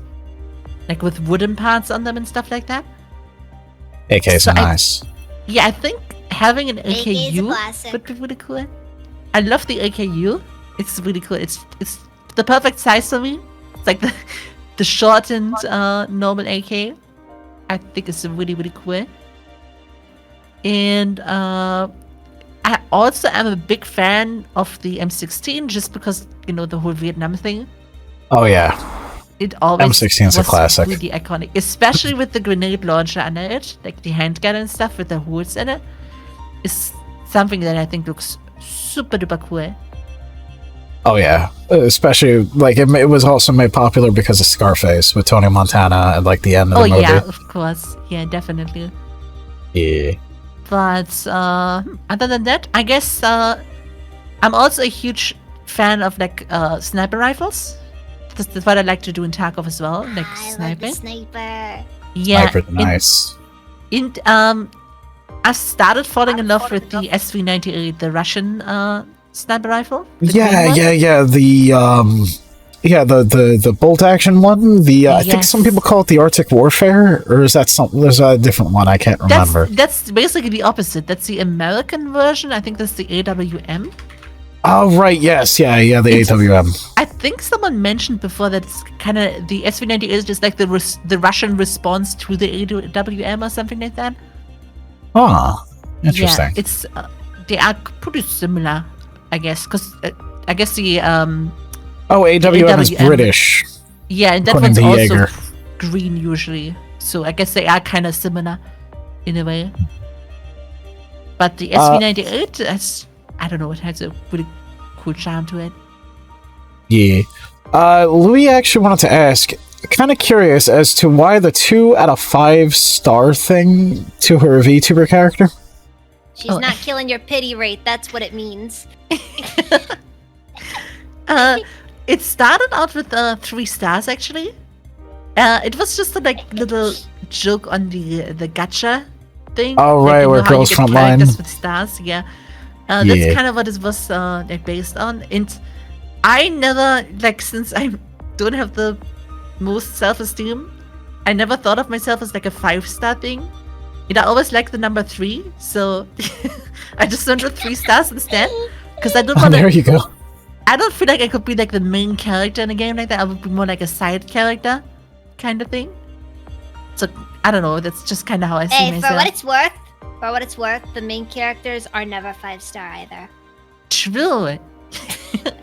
That is the unexpected side characters are the ones that come out of the darkness to save them out of the sun. Yeah. It's like top tier waifus normally the 5-star. Yes. Phalanx just said I would. Yeah. Oh, sorry. Go ahead. I sent a picture of the SV98. Oh, let me The take a look Russian at this. fluid action. Oh, that is a Ooh, that is beautiful nice. rifle. Looks really cool. Yeah. Oh, that looks really nice. Yeah. I remember using it quite a bit in Battlefield Bad Company 2. Oh, I remember I used it a bunch in Battlefield 4 as well. That's where I played it the most, I think. It's a nice rifle. It's a really nice really rifle. is. Yeah. Yeah. So, Phalanx just said, I would say making yourself a 3-star means you're humble. Yeah, there we go. That's what Well, it means. I don't know. I just, like I said, I think it's a low self-esteem. It's the fact that, I don't know, I don't see myself as being the best in anything really. Right, I'm it's the same thing with slightly me. above average when it comes to things. I feel like in Tarkov I'm slightly above average at least. But yeah, I don't know. I know I a get lot the of things. Yeah, I know a lot of things in different fields, but I'm not an expert at anything, if that makes sense. So I'm average in a lot of fields, so I think 3 stars kind of works. Jack of all trades. Yeah. Yeah. They'll just put that as your title. Painfully average. Exactly. That'll be a good title. So these next 3 questions. Now, really, I think I can just round them all up into one question. So, working on live 2D models. So, what's it like? Because, I do 3D. I haven't really done it from the ground up. Not entirely. So, live 2D, I know, is a completely different animal. Yeah. And so, what's that like? And what got you into drawing and rigging your own model? And in terms of because I know you're always open for commissions. If someone were to hire you, what would they? How would they go about that?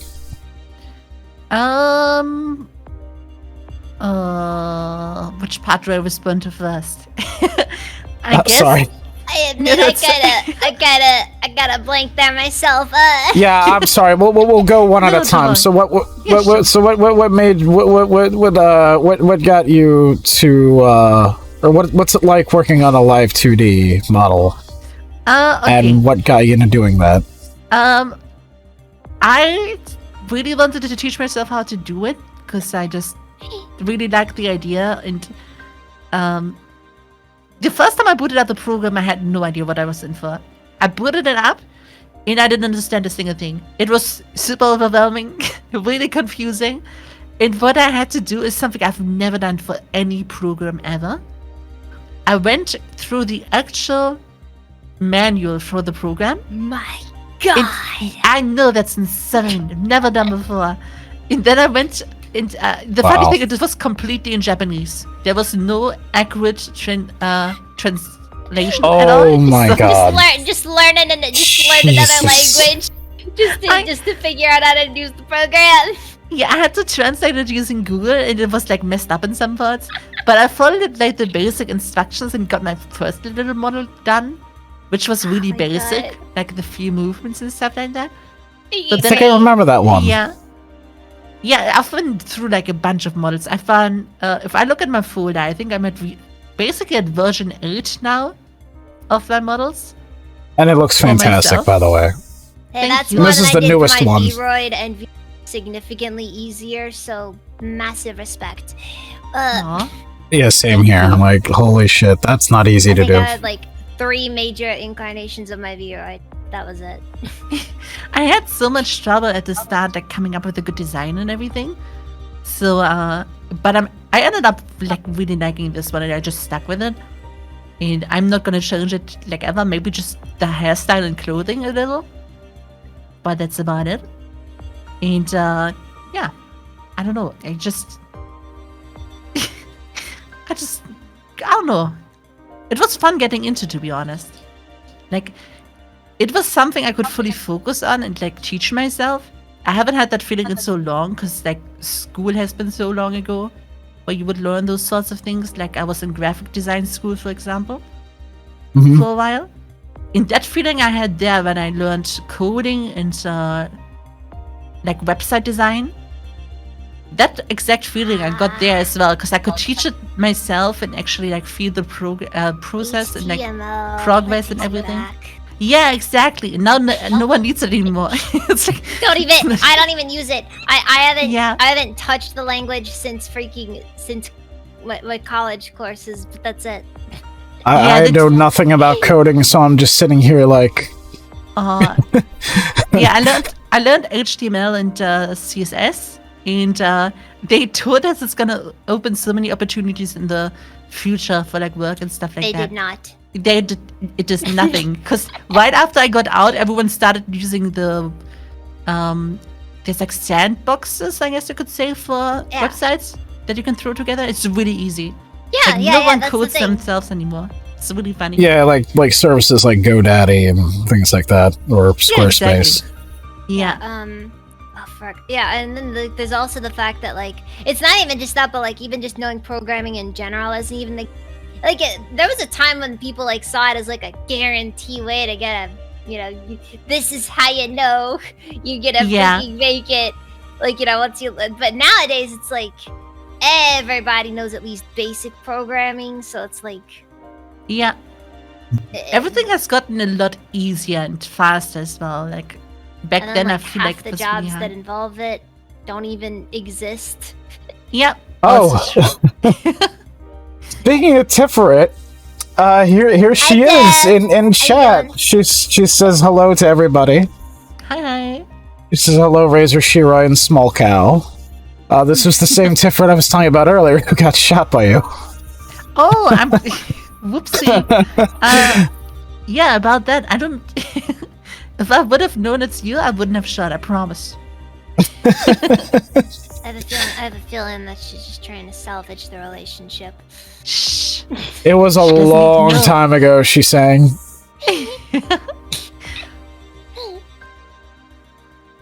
Yeah, like I said, you should have screamed that you're friendly and whatever, and I would have shot even faster. She was she wouldn't have shot you in the legs first so that she could have gone in for the execution. Like, seriously. Don't shoot, it's me. I know. Oh god. But maybe that was even before VoIP was in the game, if it was really early on. Because VoIP did get added to the game later on. And before that, I was so used to using the voice commands in game. I still use them to this day. I find them really funny. Like voice isn't that like... Yeah, you can go around and a lot of people who get into the game now don't know about them. But you can set up voice commands for like everything. Like you can have yes, no, good job, bad job. Yeah, it's like a dialogue wheel or like an emote wheel kind of thing. Yeah, like an emote wheel, but interesting. it has so many options. I would show it to you, but I can't really do that at the moment. But it's really complex. Like there's so much. They recorded voice lines for I think by now it's 4 different characters for each faction, which is crazy. Like there's so many voice lines, and Jeez. yeah, I'm sad Ow. it's not being used as much anymore. I still use it. I still think it's really neat, but I assume most VoIP people is- use regular voice chat, right? yeah. now I it's still need to learn taking over. Tarkov. Yeah, if you ever want to like learn something, feel free to hit me up. We can do some raids and stuff. Absolutely, I'd be more than happy to. Sounds good. Maybe I just don't wanna- and we could give that a shot. Yeah, if you're up for it. Yeah. If you ever I'll be need, the like, I'll be someone the to- anchor holding you guys down. Oh, Nah. I'd be the same way because I'm like new to Tarkov. I'm used to taking it slow. I think that's one thing. I think I'm kind of. I kind of like about my playstyle. It's easier for new people to play with me because, you know, it's just easier for them to go slow as well and learn it slower. Because a lot of people I know are like, the more you play the game, the more you're tempted to go fast. And when I got into like other games, let's say, I always had that issue when I played with people that have been playing a game for a while. And you get into it, you just get kind of pulled through. Don't understand half of it. Just like follow them every single time. That's kind of all you do. I have that in a lot of games where people, you know, They just kind of have act as the leader. Yeah. Yeah, it's like that's how I am with Ready or Not. Because like I wasn't like trained completely in like room clearing. I know a lot of basic room clearing just from my experiences and basic training. And when I would play Ready or Not with friends who don't have a military or law enforcement background, I kind of like me and Drifter and actually Louis in chat here. Even though Louis is a civilian, but Louis knows a lot about this type of stuff because he watches a lot of this. We kind of like help lead and shepherd everybody else. Yeah. I feel like that's something I would actually really enjoy. Like, there is a Sherpa role in Tarkov actually that you can Really? get if you do help people. Yeah, I don't know how it exactly works, if you have to like sign up for it or something to help new players. I think you have to be on the Battle State Discord and like actually help people get into the game. But that's actually something I really, really enjoy. Like getting people into Tarkov and like showing them the basics and everything is something that I always really, really enjoyed. That's always good. We need a lot of games. I feel like a lot of game communities need people like that will be able to like willing to teach the new people and shepherd them and help them get into the game. It Yeah, makes the game a much more inviting environment for people to get in. Yeah. I think that's a problem with some game communities, and why they end up eventually dying is because like there's some game communities that are just very, very toxic and very Really aggressive. Yeah. Really I can't gatekeeping. stand gatekeeping. Yeah, I think it's really stupid because like the reason your game is still alive is because of new players and like the fact that new people keep on coming in. And I feel like it's really fun to like be able to share your passion about a game with someone, you know, that you've never seen, that is trying out the game for the first time. Like I find it's one of the cutest things ever that I experience is when I play with someone and someone gets excited about finding an MP5 or something in this game. Like that excitement is exactly that what I felt in Minecraft back then. Like I mentioned before, it's like that exploration and that reward of like finding something that you didn't expect. It's something that I really like cherish myself, and I love seeing other people experience that as well. I think it's really cool. It's a good experience. It's great. Yeah. I like games that reward you. Yeah, definitely. Like rewarding exploration is one of my favorite things ever. Yeah, it's one of the things I really enjoy too. Have an exploration that just kind of exists, you know. Yeah, it Not was much this. reward though. Yeah, that's the issue when open world games became more popular. Yeah. There were so many of them that they were just not rewarding. Like you would just use fast travel all the time. I remember like Skyrim, for example. I think Witcher also does it really well. Witcher does it tremendously. Yeah, you end up not even wanting to fast travel because there's just so much that can happen and you can explore. Yeah, I remember like there was a bit there when I was playing Skyrim. I just refused to fast travel because it just Yeah. It just wasn't as much fun. Yeah, exactly. Yeah, traveling in Skyrim is great. My thing that I really loved doing was in Fallout New Vegas, was just walking everywhere. Yeah, like, that game as well. Like, I feel like it's really, really popular for the exploration. Razor.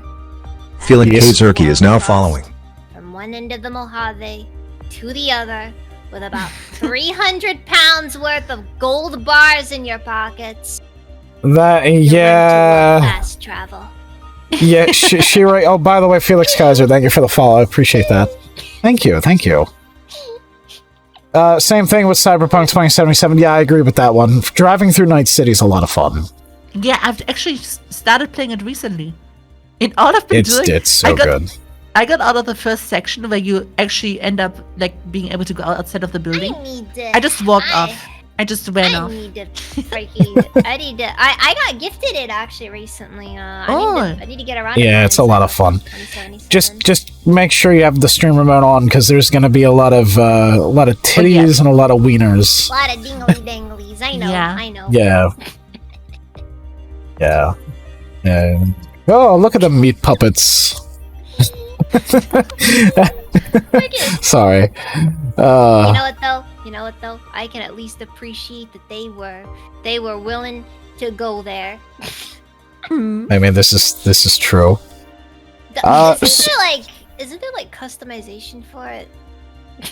Oh, there's a lot of customization in that game. Even more so with mods. Specifically for that. For the Oh, schlong? for the the wiener? Yes. Yes. It's pretty cool. You can do it quite a lot. You can give a woman a wiener too, which is pretty nice. Well, I know that. Yeah, so you can you can be you can have yourself a little kickstand. It's pretty universally agreed upon that Fuda V is canon, but Yes. Oh my god. That's funny. Oh dear lord. So let's see. So these next set of questions here mostly have to do with like Tarkov and like the tactical Vtuber community as a whole. Yeah. So Alright, Jill over here just said stepped away to get So, like, an interesting conversation.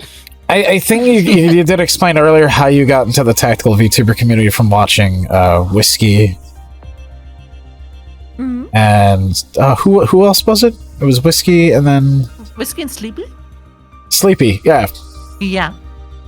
Although I thought Sleepy didn't come until later. No, it was actually, it started with, or like that group of people I learned to know through Whiskey. I met Whiskey because I was the first person to raid her, like ever. When Really? she was debuting. Yeah. Geez. Oh wow! I raided her on her debut stream and whatever, and then we kind of got to talk. And after that, I met Rai.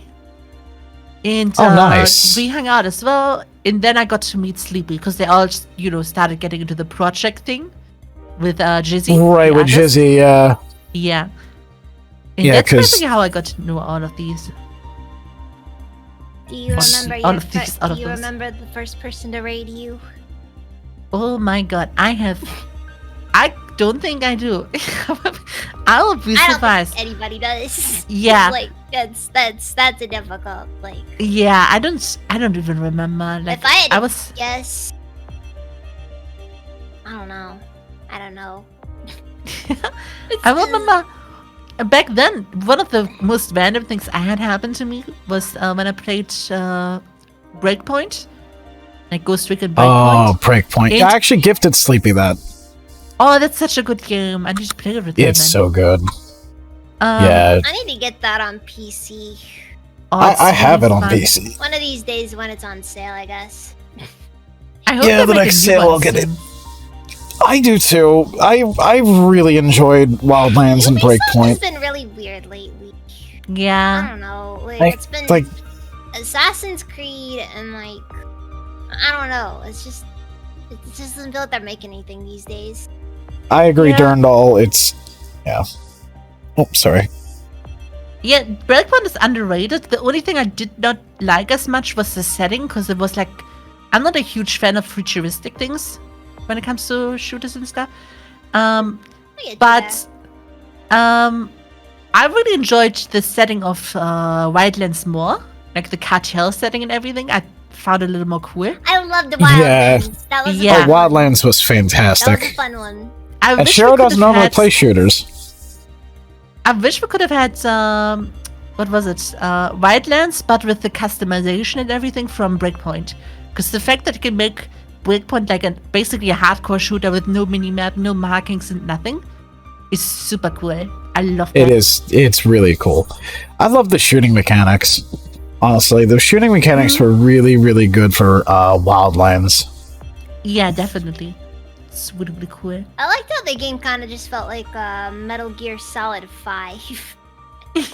I've never, Yeah. surprisingly, I've never played a Metal Gear Solid game before. I recommend Really? checking Yeah. out the series. That is something Oh, that you you- need to rectify. You need to rectify that. You I would heard really very good much things like about it. Yeah. All I remember Yeah. next seeing is the hiding under a box. I will like say cardboard though, box. for the classic, for like every game before I think Metal Gear Solid 4, the controls are incredibly janky on Oh. controller. That's good to know. That's a fair warning. Just yeah, because like I've got a, because like I played a lot of Metal Gear Solid. I've played every game for a bit there, and when I Oh. got to 3, ironically, the best port of 3 in my opinion was the Nintendo 3DS port. And Oh, that's- for subsistence. Yeah, well, yeah, the Nintendo 'cause you could- 3DS Snake Eater 3D. It just played like Peace Walker. Peace Walker was fun. Actually, That's why it Co-op was for- better. co-op for Peace Walker still works if you have it on the Xbox. That is such a weird thing. Like, Yeah, that's if you have it something on the I- Xbox, you can still play co-op. And I think it's up to 4 people. Ooh. Yeah, it's a lot of fun. I played it with my friend Scarlet Darkmoon. We played the majority of the game, and I think once we got near the end, I forget what happened. I think we were both like very busy, and then we kept putting it off, and we never really got to fully finish the game. Which I think You we need to never go got back and rectify You never that. got to fight the half-naked girl in the giant mech. Come on. No, I didn't get to that part yet. Now I'm interested. Now you've got my attention. Yeah, Metal Gear is it's a fantastic franchise. Highly recommend it, Wishy. I wish Metal Gear Solid 4 had a PC port though. I hear that they're working on it. I Oh, hear they that, are good. that's- Excellent. I hear that when the whatever collection they're calling it this time, Volume 2 comes out, it will feature Metal Gear Solid 4. That's what I hear, though. I don't Oh, know if it's good. actually gonna happen. Like, I hope it does. I don't know how much work they're willing to put in because, like, Volume 1 was just like the original Legacy collection that was released on like everything back in the day. So I don't know. Mhm. I don't know. It's just yeah. Right. Playing the Metal Gear series is a bit of a pain these days. Sadly, it is. What was it? I was gonna say. Let's see, what's some other questions I had here lined up? Oh, you know what I forgot to say? The whole thing the whole reason I mentioned Breakpoint. I was talking about like a weird situation I had. I feel like I threw the conversation off. No, we just got kind of like distracted by our own like cool experiences with those games. Oh, no, it's fun. That was actually the first time I got gifted subs, and it was a random person who just randomly came on my stream when I had like 10 to 20 viewers. He came in and dropped 50 subs like out of nowhere. And that was What crazy. the He fuck? didn't say a word and just disappeared. I don't know. Just walks in, drops 50 subs, Wow. refuses to elaborate further. Exactly. That was such a chat. That was actually pretty damn cool. Giga Chad right there. Exactly. It was He's so got muscles cool. on his muscles. That was one of my first like really unexpected weird situations on Twitch, I guess. I don't think I've ever had something like that happen. I don't know. Hopefully you will. It's really Yeah, good. Sure it'll be one day. Yeah. People like that, me and Shura have used the term, we call them oil barons. Oh yeah. Oil barons. The ones that like also donate a lot of money and stuff like It's that. just like, Yeah. the question's always where does the money come from? Yeah. Who it's knows? weird. They might be a Saudi prince for all you know. True. And then it's like, so should I try to get into direct contact with them to ensure continued donations, or Yeah.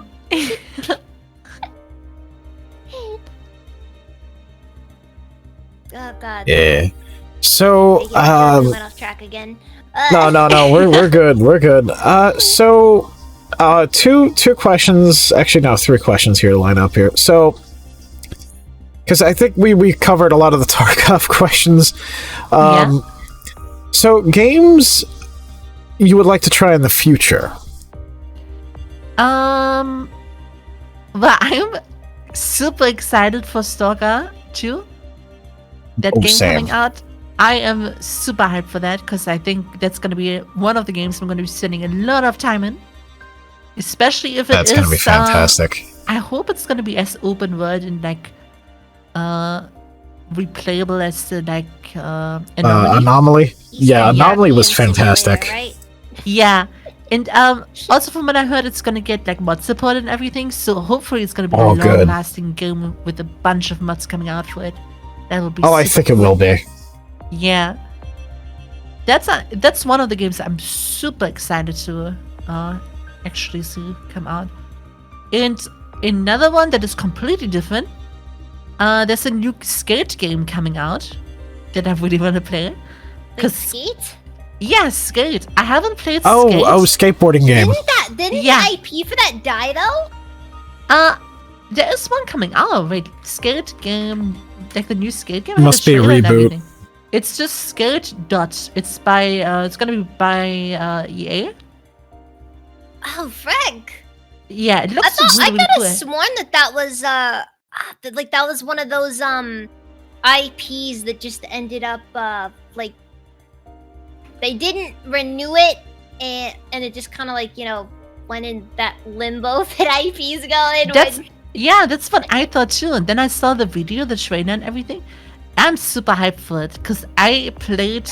I used to play Skate on the Wii, the oldest Skate game. I And guess that was so much fun. I remember the guess that skateboarding means that- games being super, super popular. I guess that means that my dream game where somebody makes a skate game and it features various characters that have also ended up having their IPs completely abandoned, like How Blinks cool the would that Time be? Cat or something. That would be Oh very my cool. god, I would love that so much. Well, I know, what was it? I can't think of fuck. I can't remember. So, chat's asking about. So, two things actually. Tiferet just mentioned. Have you heard of Stalcraft? It's like Stalker as an MMO, but it's Minecraft-like. I did hear that I even installed it once, but I never got around to it yet. I wish We'll I have Oh, would. that is a move right there. Yeah, I That, installed it. ooh. I had it ready and everything, Never but played I got distracted somehow. I don't remember what it was. Right. I've had the Mass Effect trilogy installed for I think over a year, and I only recently got around to playing it. Yeah, I know that feeling. So, the other thing chat was asking about, did you hear about Gray Zone? It's supposed to be like Tarkov, but it's in a tropical environment. I think I've seen videos of it, the trailer and everything. Gray Zone. I really hope it's not going to be another... I don't know. It's weird. I get that weird feeling from it again, that it's going to be like not a scam directly. But like Dead on Arrival. Kinda. Like it seems like such a big ordeal. Like, I don't know. I want it to be good, but I'm always really skeptical about those sorts of games. It looks amazing though. Like if this runs well and like does the thing it promises to do, it's gonna be huge. It's gonna be really, really cool. Oh yeah. I hope it's not Dead on Arrival, because I would actually like to give it a try. I want more tactical milsim games. I feel like there's not enough of them. There's not enough of them. I feel kind of... this is gonna be a base take when it comes to Tarkov, actually, if you don't mind me saying. Oh no, go ahead. I think the mainstream attention Battlestate games gotten, it's good for the company and everything. I'm happy they blew up and everything, but I'm not gonna lie, I think it hurt the game a little bit. Honestly, like, I think it's become like, even for Nikita himself, who like had the vision for the game and everything, he had to change so much just to please the fan base, because oh my god, the fan base for this game is the most toxic fan base I've seen. Every Which time game they was tweet it? For anything, Tarkov? Yeah, Tarkov. Everything they tweet out anything, they just get hate over and over. Like, everyone's complaining about lag, they died this way, there's so many cheaters, and it's crazy. Like, they must have gotten so much pressure on themselves after, like, what was it that picked off? Was it the Twitch rivals or something? Back then, something happened that really blew them up on Twitch. Like, every big streamer started playing it. Yeah, like, I know Dr. Disrespect was playing, and Summit, all the really big streamers started playing it. And that's kind of how it blew up a lot. And I wouldn't say it went downhill, but there's so many people in the game now that just see it as like another fast-paced shooter game. And they treat it that way, and I kind of miss... Honestly, even your play, when I watched you play it a bit the other day, I think it was yesterday, I don't know. But when I watched you play it, it looked like it was a very slow-paced game, you know? Like, it is.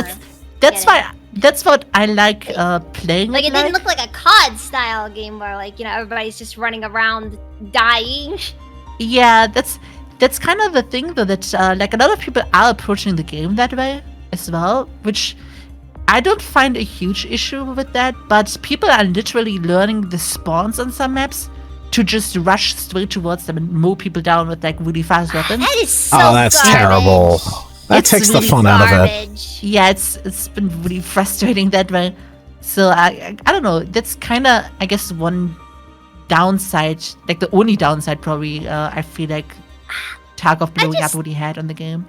I just never like when games when things I like blow up, because more often than not that means you get this influx of people with different views on how it should be made. Exactly, yeah. And like, sure, Nikita still wanted to have his vision of the game, but it's like he was influenced so much by just the huge pile of people who wanted different things. But yeah. Yeah, I'm a Fire Emblem fan, so I know how that feels.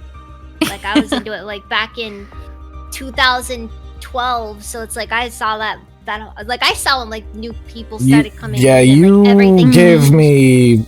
Shiroi gives me so much shit for liking Fire Emblem Awakening. I still do, because I think it's funny, but I'm still gonna say I think Fire Emblem Awakening is a terrible game.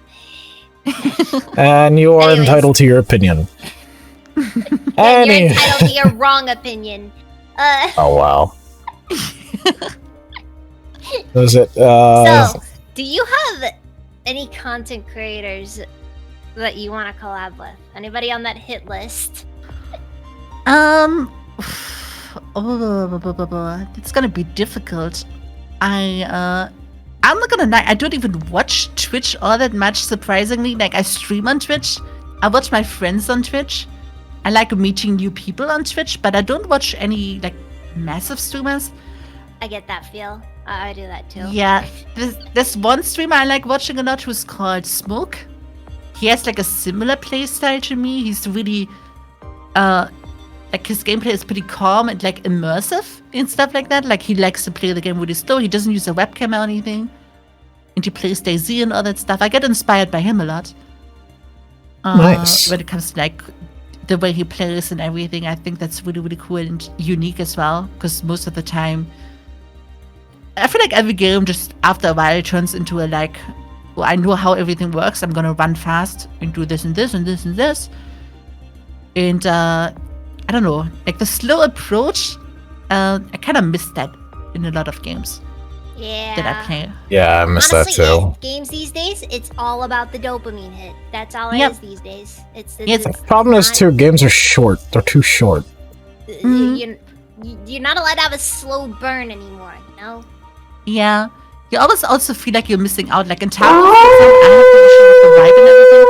I love early game, but it's also super stressful because you need to. The bow is now it feels like following. you need to constantly keep up in order to like have a chance against people.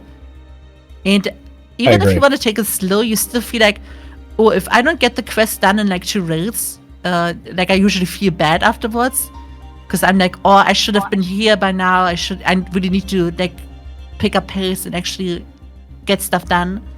But it really doesn't matter. Like, I really want to just take my time and, you know, do it at my own Yeah. pace. But my brain is like, Yeah, having no, it's trouble hard to get out of comprehend- it. It's Yeah, really it's hard to just exactly- stop It really and is. smell It's the a flowers bad- these days. it's a bad habit. Yeah. Yeah, like where we've just been so conditioned. Honestly, like with some games, like with my playthrough of Mass Effect recently, I've been freaking rushing through at times, and it's just like there's that part of me that wants to, like, there's that Take part your of me time. that like wants to take my Mhm. time, wants to go through all the side quests and all that, but there's also that part of me that just wants to rush through so I can finally get to Mass Effect 2. But Yeah. I know that feeling really well. It's also something I have the feeling as like a streamer. I feel like it's not the viewers that give me the pressure of like having to keep on playing and have action happening and everything. It's my own head that is just telling me like, oh, this is probably really boring to watch right now if I like do something repetitive like yes, sort out my stash or anything. No one cares, Right. but it's just my own head trying to tell me, oh, you need to do this, this, so you can keep people entertained. It's like, yeah. I don't really need to care that much. I Ironically, do that to myself too. Like, I'll play multiplayer games like Call of Duty, and I get angry when I'm not doing well. Like, I get very frustrated with myself. I'm like, I should be better at this game because I feel like I'm Yeah. not being entertaining. Mhm. Oh, sorry. Go Yes. ahead, Shiroi. Oop, go ahead. Sorry. yeah. So ironically, though, it's like with my Yakuza playthroughs, I've been just going through every single sub story. That's just been how I've been in. That sounds fun though. I feel like with like single player games, it might be a little easier. It, yeah. But yeah, at least for me, it's like still the pressure of like, you know, you have people watching. It's like, I need to make content. Oh yeah. Oh, Yeah, it's a bit of an annoying mindset that I need to work on. I always hate it because like whenever I'm doing anything and I'm like get even a moment of dead air, you know, I Mhm. start like thinking to myself, oh god, I need to think of something to start saying. Right, say Yeah, something. exactly. Yeah, I need to like Something- constantly talk. Yeah, like you get Yeah. that part that's like really self-critical. The really self-critical part of me, you know. Yeah, I'm know like that way exactly how too. that feels. It's good to know that other people feel the same. Like I Yeah. thought I was kind of like not fully by myself, but I didn't expect it to be, you know, a bit more common like this. It's Yeah, Yeah. the tactical tell them, bro. Tiff made a good point here. She said, "But if you start becoming self-conscious all the time, you won't have fun." That is true. That is why you have to avoid the self-consciousness of it. Yeah, that's definitely true. Yeah, I'm gonna be real. So, I remember Whiskey had a Q&A stream a long time ago, and I remember I asked her, I said, "Hey, what's some really good advice you could give for a smaller streamer like myself?" And she said, "Well, at the end of the day," she was like, "the most important thing is you want to have fun.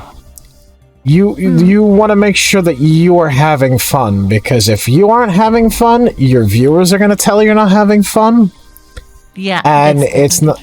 Yeah, and it's not going to be a good time for anybody. Mm-hmm. And I've taken that advice to heart since. Yeah, I think that's something you should definitely focus on. Oh, yeah. Fun should always come first. Like, And it's the same with a lot of viewers have the streamers have that issue. They really want to get, they focus too much on numbers. That's something. Also, advice for anyone who starts streaming: turn off your view count immediately. That's the worst thing you can. Yes, do not keep it on. It's the worst thing ever. You're gonna mentally drain yourself immediately. Just do your thing. Do what you enjoy, and then people are gonna come if they enjoy your personality or whatever, and seeing you have fun as well. And yeah.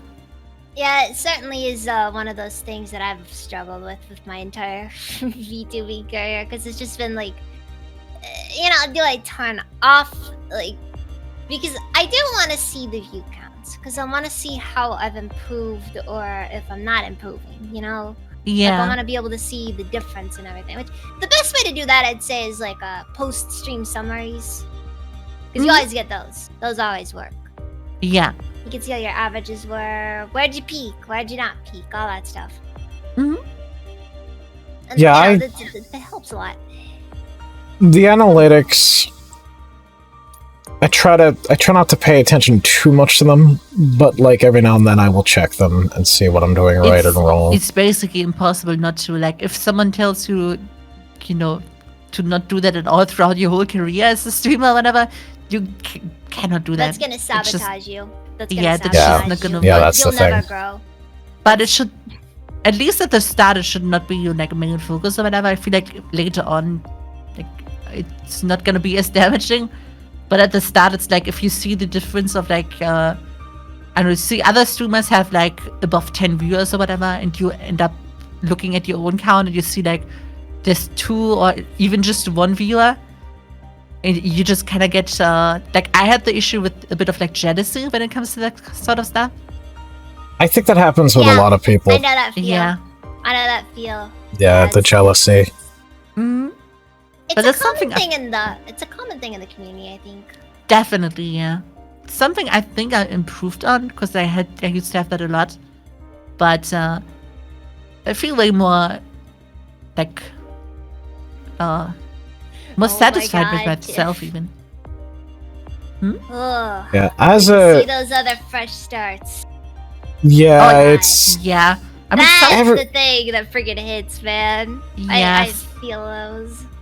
A lot of people are from what I've seen, also backed by either companies or whatever when they start out fresh with a lot of viewers, or they have some other platform where they did stuff before, TikTok or YouTube or whatever.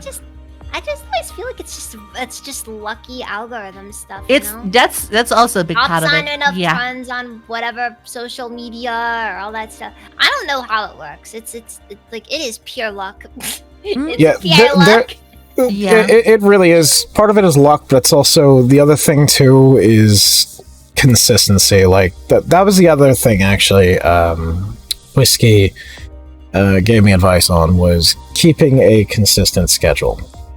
And I've gotten to a point now where I found a way to balance work and streaming, where it's okay, well, I know I normally get done work at 8 p.m. So there was a time where I did stream at 10 p.m. for a little bit, right? And I noticed not too many people would stick around for very often because it was like later at night. Some people are tired, you know. Oh, that 1 hour difference, it Mhm. makes a difference. Even on my end, I typically try to stream at 5 p.m. If I go and start a stream at 6 p.m., I notice people start funneling in a lot slower. Oh, Yeah. you have no idea how hard my change was from. I used to stream always at 1 p.m. and go till like 6 or 7 p.m. That was my usual stream time. And I had to completely change it to starting from 8:30 till like 1 a.m. in the night.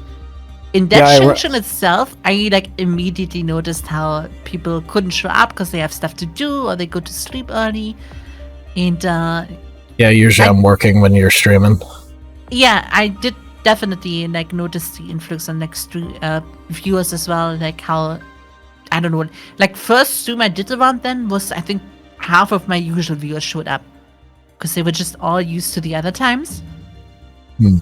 And I think I had a lot of new people coming too now. Yeah, Sorry, I gotta hydrate. I remember. So lately, I will say, I think I'm right now at a nice little sweet spot with streaming. Because, like, for a little while, my job was letting me get done at like 7, and then they decided, so I would start streaming at 8.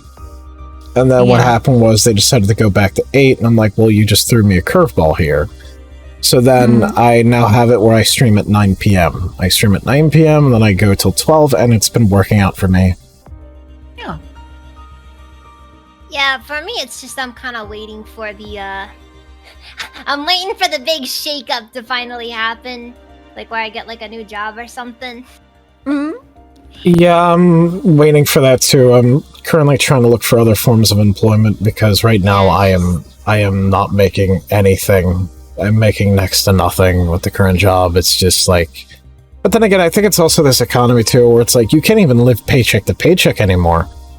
It's pretty damn rough. bad. Yeah, It's over really here bad, too. and I think now in Germany, isn't it like you get paid monthly instead of weekly or bi-weekly? I get paid, yeah, monthly. I get paid on the 15th every month. Oh, that's gotta be brutal. Every style of getting paid is pretty interchangeable for the most part. It's just a matter of you gotta learn how to budget for stuff.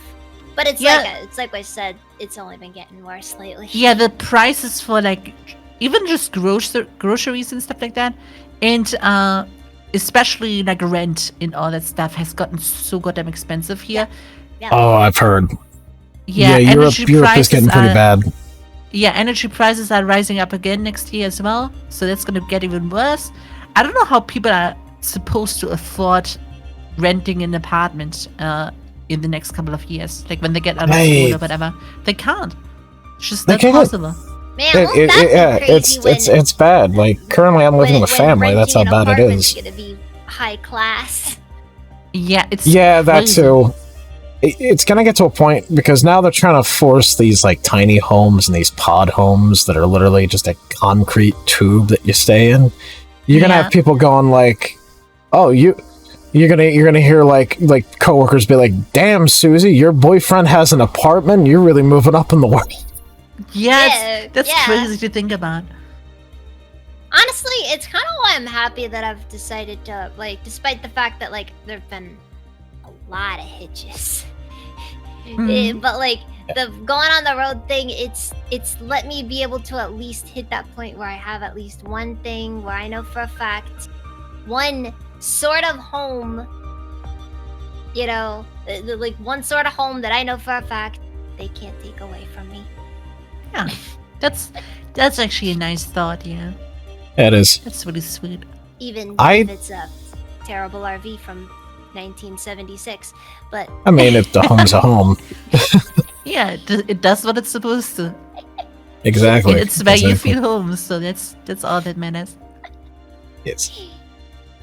So I think we pretty much covered the last question here. Was advice you would give to smaller content creators, unless you have anything else you'd like to add. I don't know. Like, what helped me especially is also rating people. Like, after you end your stream, don't just end it. Maybe send your viewers over somewhere else. Even if you don't have a lot of viewers, it doesn't really matter because it still makes someone else happy. It's good to get into the rhythm of it. Yeah, and if you send yourself over to, like, what I like doing is, if I'm playing Tarkov, for example, I like going out to the Tarkov section just looking for other VTubers that I've never met before, and I just rate them and like send my viewers over to them. I used to do the same thing back then, and it's really good to get to know these people and then just participate and chat a little bit.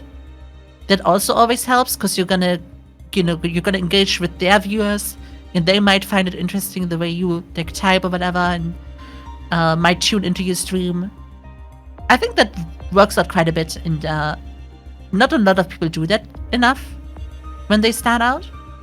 And that's definitely something I would recommend. It's really fun to just go around and make new friends and engage with other people who are interested in the same stuff you are interested in.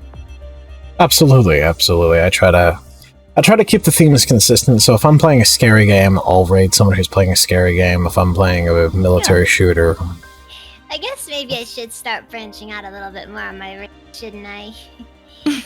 I mean, Sorry. No, it's fine. I would definitely recommend it.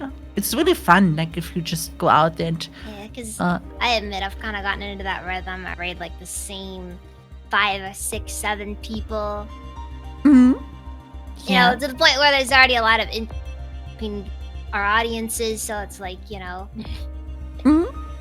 I guess that probably would explain why I haven't really had much room for in some areas. Definitely give it a try. It's worth it.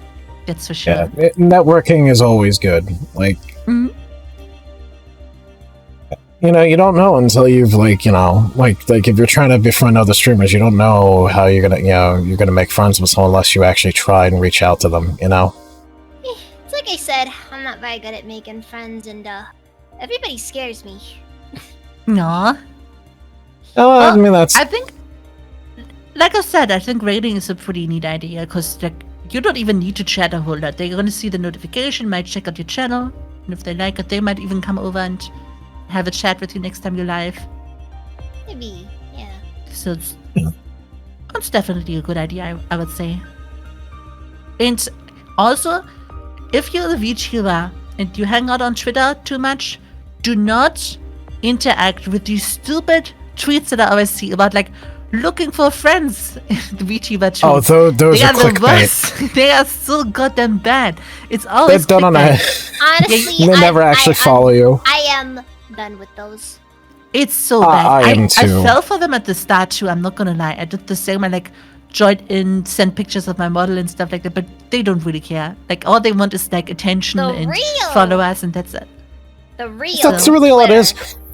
And that's the problem. You got people who don't want to make friends, and I think yes, I think a lot of people who are streamers. I think everybody has that goal where they want to get to a certain level as a streamer. You know what I'm trying to say, but Mm-hmm. What annoys me, I see a lot of indie VTubers treating each other like they're competition that they need to one up, and not as potential peers and friends to make. And I think you got a lot of people who get into this type of industry. Well, I wouldn't say industry. Well, you know what I mean. This type of content creation, and they come in it with the wrong intentions and the wrong reasons. 100%. The bucket of crabs. Oh, there's a good one. Well, Shiroi knows. There was one. Oh God, this one mutual we had, and he was very salty. He was not happy, and he made it clear he wasn't happy. That he was having bad turnouts, and it's it's not about the turnouts. It's about. I just want to put it into perspective. At the time, I think maybe me and Razor, we were getting maybe 5 viewer averages. This guy was probably sitting in the area. Not even. Yeah, he was on an average. He was averaging 12, 30 people. Sometimes 40. Good numbers too. He was getting salty about getting numbers that people in our position would be oh my god, why are you complaining? Yeah, Right, I think it's like- that's Honestly, I'd have not complained about numbers as much as I used to right now, just because it's like, yeah, I'm kind of seeing it, you know? Like, it feels, I'm seeing good numbers. I feel good about it, you know? Like, I don't feel I need to be upset or anything. No, But I yeah, can it's- see that, yeah. It's bad luck. Yeah. I think it's people are expecting growth way too much, like way too quickly. Yes. Like they think they start VTubing. That's also a big issue. Is people buy super expensive models immediately, and I see them like dropping views, like after their debut immediately, just because VTubers usually, like fans of VTubers usually actually come in for the personality of the streamer. Like there are some that are like, I feel like the model is like the eye catcher. If you see like someone streaming, you see the model on the side, you're gonna be like, oh, this model looks cool. Let's click on it. But they are gonna stay. Yeah, and they are gonna stay because of your personality. That's basically how it always goes. Like I'm not gonna watch someone just because their model looks cool, but they have a really boring personality and a toxic mindset as well when it comes to like they just want a lot of viewers. That's it. That's the thing I love about. Go ahead, Shiroi. Well, I was gonna say, the thing that I remember about this guy's story is that he was freaking betting on it. Like, he was like, I think his whole deal... He quit his job. Oh, okay, that's the worst thing you can do. That's the And worst he had approach you 2 can kids. do. He had 2 kids. He was a father of 2 kids. Okay, that is actually... That's awful. Like, I don't even know what to say. hobbies. That's Like, crazy. You gotta remember, make it a hobby, Yeah. have fun with it, and if you succeed, don't fall for the freaking gold rush and move your family out to California to go pan for gold in Especially- 2006. Especially streaming. Like streaming is such a like up and down thing. Like you can have thousands of viewers for like a year. In next year, like you could have just said something wrong, or like people just get kind of tired of you. It's gonna like drop down to like 500 or something, but it's gonna make such a big difference on your paycheck. Like it's just I mean, not to Even- mention, it's unstable. You can't yeah, rely on exactly. really is. It's the unstable thing. Like I feel like you should always start out with having a job and just starting it as a hobby. Like even I don't feel confident like saying, "Oh, I want to just do this now for like main job." I wouldn't go full time unless I could pay my bills twice over. Exactly. Right. That's a really good mindset. That's how you should go in with it. That's the smart Right. way of going about things, because it's Yeah. like you like look. No one gets popular just because you hit start on your OBS or whatever encoder you use, and. Oh my god, this individual, he was so ungrateful. I remember his fucking community crowd-funded a car. He needed a car to get to and from work and to get his kids to school, and he complained about the car. You are joking. That is It's so ungrateful. Oh my god, he is how not to be a VTuber. But like, and that's the thing. Trait. Like, yeah, exactly. There's more to being a VTuber than just, being ooh anime character or whatever. Because, like, there are other VTubers that aren't anime, but, like, the model only takes you so far. It's like you said, Wishy. It's the personality of the person. It's their attitude. It's the way they go about things and how they interact with their chat that matters. The model. Yeah, if you think about it. Oh, sorry. If you have a really nice model, that's great. But the modeling isn't going to mean shit if you're not entertaining. Exactly. Yeah, like if you look at like how a lot of the earlier VTubers that started when it started catching on back in 2018 and all that. Like if you look at how it started catching on back in the day, a lot of the time it was very personality. Mm-hmm. The model may have made it a little bit easier for a person to do a lot of the unhinged stuff that they did, but a lot of the time it was stuff like Corone doing this ridiculous unhinged stuff, Yeah, and that's definitely. what would get people to do it, or the absolute legend that was Coco, Mm-hmm. Yeah. like a lot of this stuff ended up being the byproduct of people having a personality, going out and doing some stuff, you know? Hmm. Yeah. Yes, That's what I definitely think true. it is, Yeah. for the most part. Yeah, and it's I don't know. I don't. And then you have the people too. The other issue is you have the people who are like the downers who are trying to say, "Oh, all VTubers are like this and that," and it's like, no. Mhm. God. Oh, Kane Akagi, hello. How are you? No. Yeah, you get. Yeah, there's a lot of downers in the community as well. That's for sure. Said person we were talking about is the notorious downer. The notorious downer. Who's I that? don't really know for sure how notorious.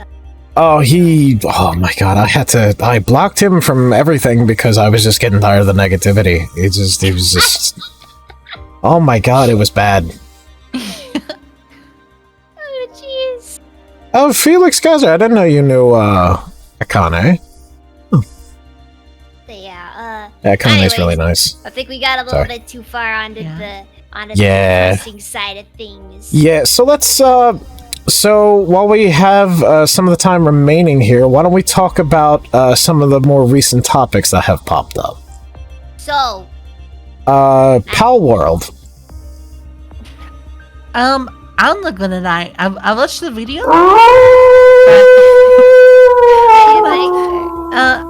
I don't have too much experience with him. I've never really. Akane Akagi is now following. But, I do understand the point like he made and everything, like why he wants to quit and everything. Like I feel like it makes complete sense. But it's just like I don't know him much. I'm sorry, I never really watched him all that much. no, I got you. That's fine. But if you want to, you can give me a quick rundown. I think we might have gotten something mixed up here. Wait, wait, I'm sorry, I was a little... Wait, who are we? Okay, I think we got a little bit mixed up there. Let's start. Yeah, no, it's okay. Start, But let's. Did I mix up the people? I think it was Razor was one. That one. I was talking about, the game Pal World that's coming out, the one that's like Pokemon with guns. I suck at the. I'm so dumb. No, it's okay, you're good. Wishy, it's okay, it's okay. You're good. Wrong. Okay. We should have caught it midway through, but Oh, it's okay. Yeah, the game looks really cute though, from what I've seen. Like the video you sent me earlier. yeah, would Looks you super cute. stream it? I would love to actually try it. Looks like it Yeah. looks like a Pokemon with guns. From what That's what it we're looked all like. excited about. Yeah, Yeah. it's also gotta have some elements of Valheim too, apparently. So like the community building and the base building. Mhm. And I love how there's sweatshops you can put together where you have like the little Pokemon make Now guns for you. Look. You might not be able to make the sweatshops yourself. They just exist in lore. Oh dear lord. I like the monkey with the AK. I like The monkey with the AK It's was super adorable. cute, yeah. It looks There really is cute. there is a video actually of a monkey with an AK. There was a group of Just so soldiers you know, in Africa. It was fake. Just Oh, it was fake? That was a fake? Yeah. Oh, that sucks. Oh, I remember that. Yeah, I remember it seeing was that. it's owned by Fox. It was for Planet. It was for the. Oh, for Rise of Planet of the Apes. Uh, Oh, really? Ah, okay. Still a funny video. I'm Yeah. sorry, guys. I ruined it. I'm sorry. Oh, it's No, okay. Well, everyone- that's like... Listen, you know what another one was ruined for me? When I found out the guy who screams fucker right in the pussy, it turned out that was fake. That was fake. Yeah, it was fake. Words are just being ruined left and right now. Yeah. You know, the old guy who would go in front of the news report and be like, fucker right in the pussy. How's that? Is it like? Did it come from the news station or whatever? Did they plan that or? Like, How's it fake? no, it was a guy who does, like, comedical skits. He Oh. staged it, and they were convincing. Oh, that reminds me of. breaks Oh, my what was heart. it called? Wasn't he called Bowser or something? That one guy back then that was doing a lot of that like those sort of skits. I forgot his name. That is. What YouTuber that does skits? There's a couple of them that do that. Well, yeah, but he used to be like really, really popular because he did that stuff on like TV shows as well. There's a couple of people that do that. I know. What was the one guy who would prank people? Jamie Kennedy is the one that comes to mind. Eric Andre was another one who would prank people in public, but he's a more recent example. Well, I found it. Yeah, he's just called Bowser. But Bowser's, yeah. Ah. He was playing like different characters and stuff like that. It was fake. Maybe that you remember guy. his face. Oh, okay, yeah. I think I've seen him. Yeah, I've seen that guy. One particular skit he was like super popular for. I forgot which one it was though, because he has too many different characters now. But he's really funny. Nice. Yeah, there's some really funny YouTubers out there. One who I really enjoyed recently is Habitual Line Crosser. Have you ever seen him, Wishy? No, never heard of him. Oh god, Habitual Line Crosser is so fucking funny. So he's U.S. Army. I think he's former U.S. Army, and his wife is former Navy. And they do these green screen skits where he puts his mouth and his eyes over like different countries from around the world, and like different military vehicles and stuff. And he kind of does these short form skits where he makes fun of current events. His famous one is when he took the F-22 Raptor and he made him act like Buffalo Bill from Sons of the Lambs, and he goes, "Would you intercept me? I'd intercept me. I'm tired of all these balloons and UFOs. I want some meat in my diet. Give me some MiGs." You gotta send me that channel as well then. I gotta send it to you. It's great. Oh my god, I'm caught up with all those skits. Who doesn't like MiGs? That's true. Who does? See, yeah, I mean, NATO aircraft love shooting them down. True. They make for a tasty snack. Which reminds me, I think the first time I saw a MiG was in Battlefield Vietnam. Really? Yeah, they had MiGs back there. The MiG oh, that's right. Yeah, that's right. Yeah, the ones that kind of look like a lawn dart with wings. Yeah, they look crazy. It is astonishing how much military hardware from freaking World War II is still in use today. Oh, yeah! Yeah, I was surprised to find out how old the G36 even is. Like, some of the guns are so goddamn old, but still in use. The MP5, too. Oh, yeah. Old. What is it? Actually, I heard the MG42 is still in service with the German army. They just call it the MG3 now. Yeah. That's an amazing gun. Yeah. One of my favorite LMGs. And then some sheriff's departments in America use the Thompson still. Oh, that's cool. The Thompson's so based. That's and so based. They're like modernized tactical Thompsons. They actually showed up in John Wick 4. Oh, I take it they're not using the drum.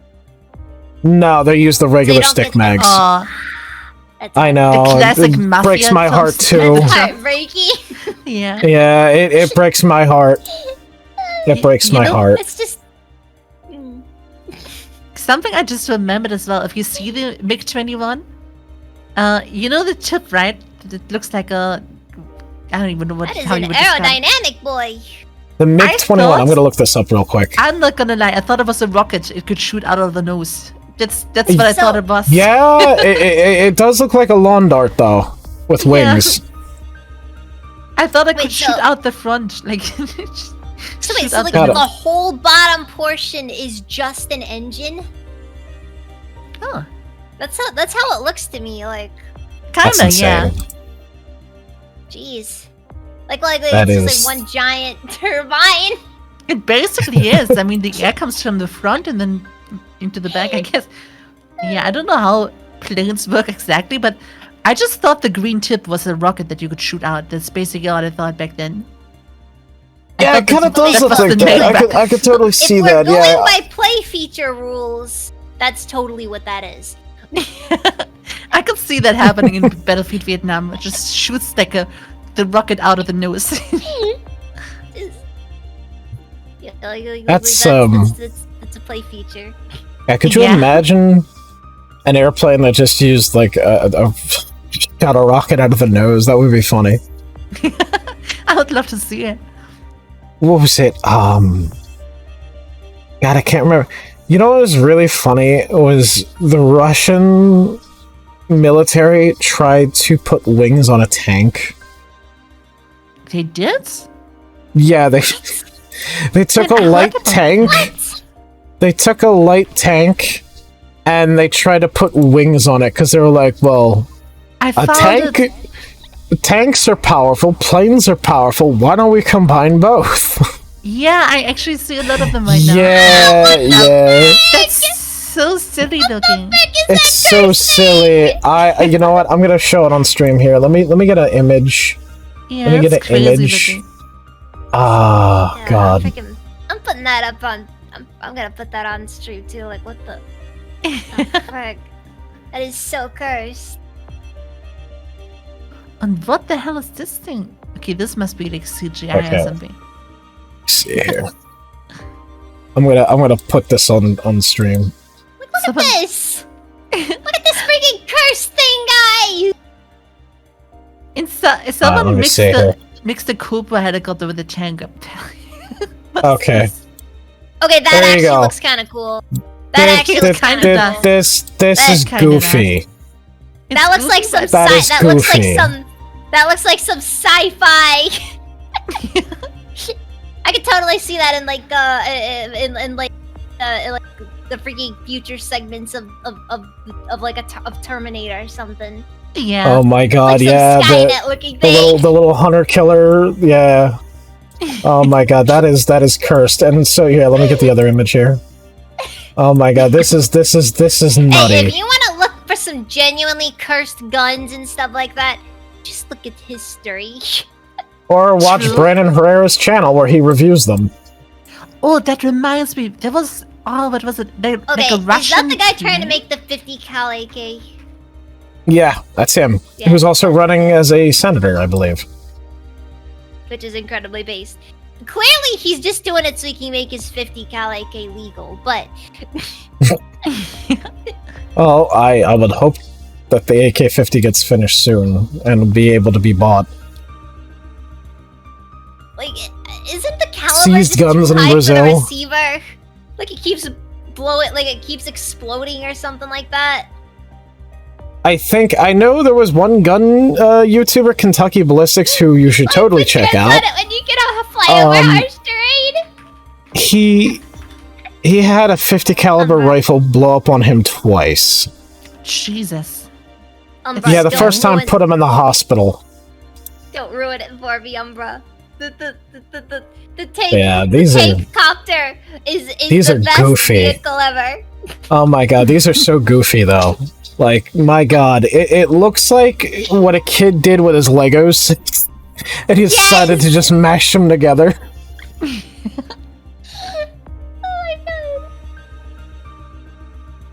Oh, is it because of hot rounds they exploded? Jesus. Well, I'll make that a mental note. If I ever own a 50 caliber firearm, don't use hot rounds. According to Umbra, it actually does work. It does work, though. He did get it working.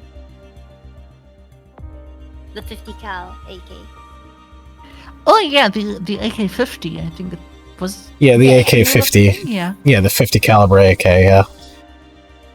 Well, that's gotta freaking mess up your wrist. Oh yeah.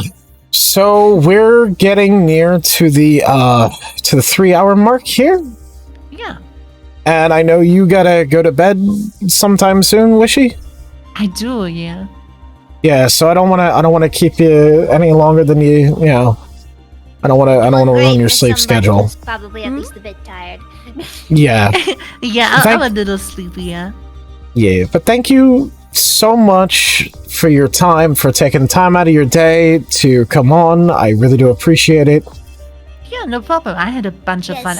I'm not gonna lie. I thought like talking 3 hours or whatever would take so goddamn long. Like I was afraid that I wouldn't be able to talk to like about too many topics. Once you get into it, though, I feel like you could go another hour. I wouldn't even have noticed. Like the time went by so quick. It's crazy that it's already midnight for me. It was a really, really enjoyable conversation. I hope everybody in chat. I hope you all really enjoyed it too. Farsight told me to tell you that you looking fine. Thank you. I appreciate that. No. Respectfully, of course. Of course. Yes, respectfully. I wouldn't take it any other way. Thank you. Chat. Louis said it was a really great time having you on. Yeah, it was an absolute pleasure having you on. I really do enjoy it. I do want to say though, before we end, thank you for taking time out of your day for this. Like I said, and thank you so much. This has been so much fun. Thank you for inviting me. Like, I've had a lot of fun. This makes me more like. This actually helps me come out a bit more. Makes me more confident. I'm not gonna lie. Yeah. So thank you. I know that feel. Oh, you're welcome. Yeah. Yeah. I do want to say though, I do want to thank you because not only did Whiskey and Sleepy inspire me, but you have as well. Like you've been a big inspiration for me as a content creator, and I really do appreciate that. That's crazy to me. Because I would have never, I would have never thought I would inspire anyone. I'm not gonna lie. So that's definitely something it hits close to heart because I don't know. I've never thought I would be able to do anything like that at all. So yeah, I don't know what else to say. Thank you. Oh no! Thank you for thanking me. There you go. Oh yeah, you're welcome. You're welcome. You are a hardworking. You're a hardworking content creator. Aww. I have a lot of respect for you. I appreciate. Well, I admit I didn't really know too much about you going into this. I've got to say, Wishy, it has been an absolute delight. No, yes. I think you are very cool. Like seriously. Goes well, Drifter. Hey, Drifter. Also, I admit, I think it'd be fun to, I think it would be fun to collab sometime if you'd be into that sort of. I would love to. Yeah, I was also. I didn't get to say it yet, Shiro. Oh, actually, is it Shiro or Shiroi? Whichever is fine. But most people say Shiro. I think your model looks sick. I love your rings, by the way. That looks so goddamn cool. Aww. So I just wanted to say. I wanted to say it at the start, but didn't want to interrupt. Oh, you're good. Oh, you're fine. Yeah, thank you so much. But yeah, no problem. Thank you all for inviting me. And I guess I'm gonna go hit the hay then, like the cow. Yeah. And yeah, definitely go get some rest. Yeah. We're going to go and raid Shiroi. Perfect. Louis. Oh, Louis asking one last guy. I said, Razor, possibility that we'll see more of Wishy anytime soon. I mean, that's up to Wishy. I would love to. Okay.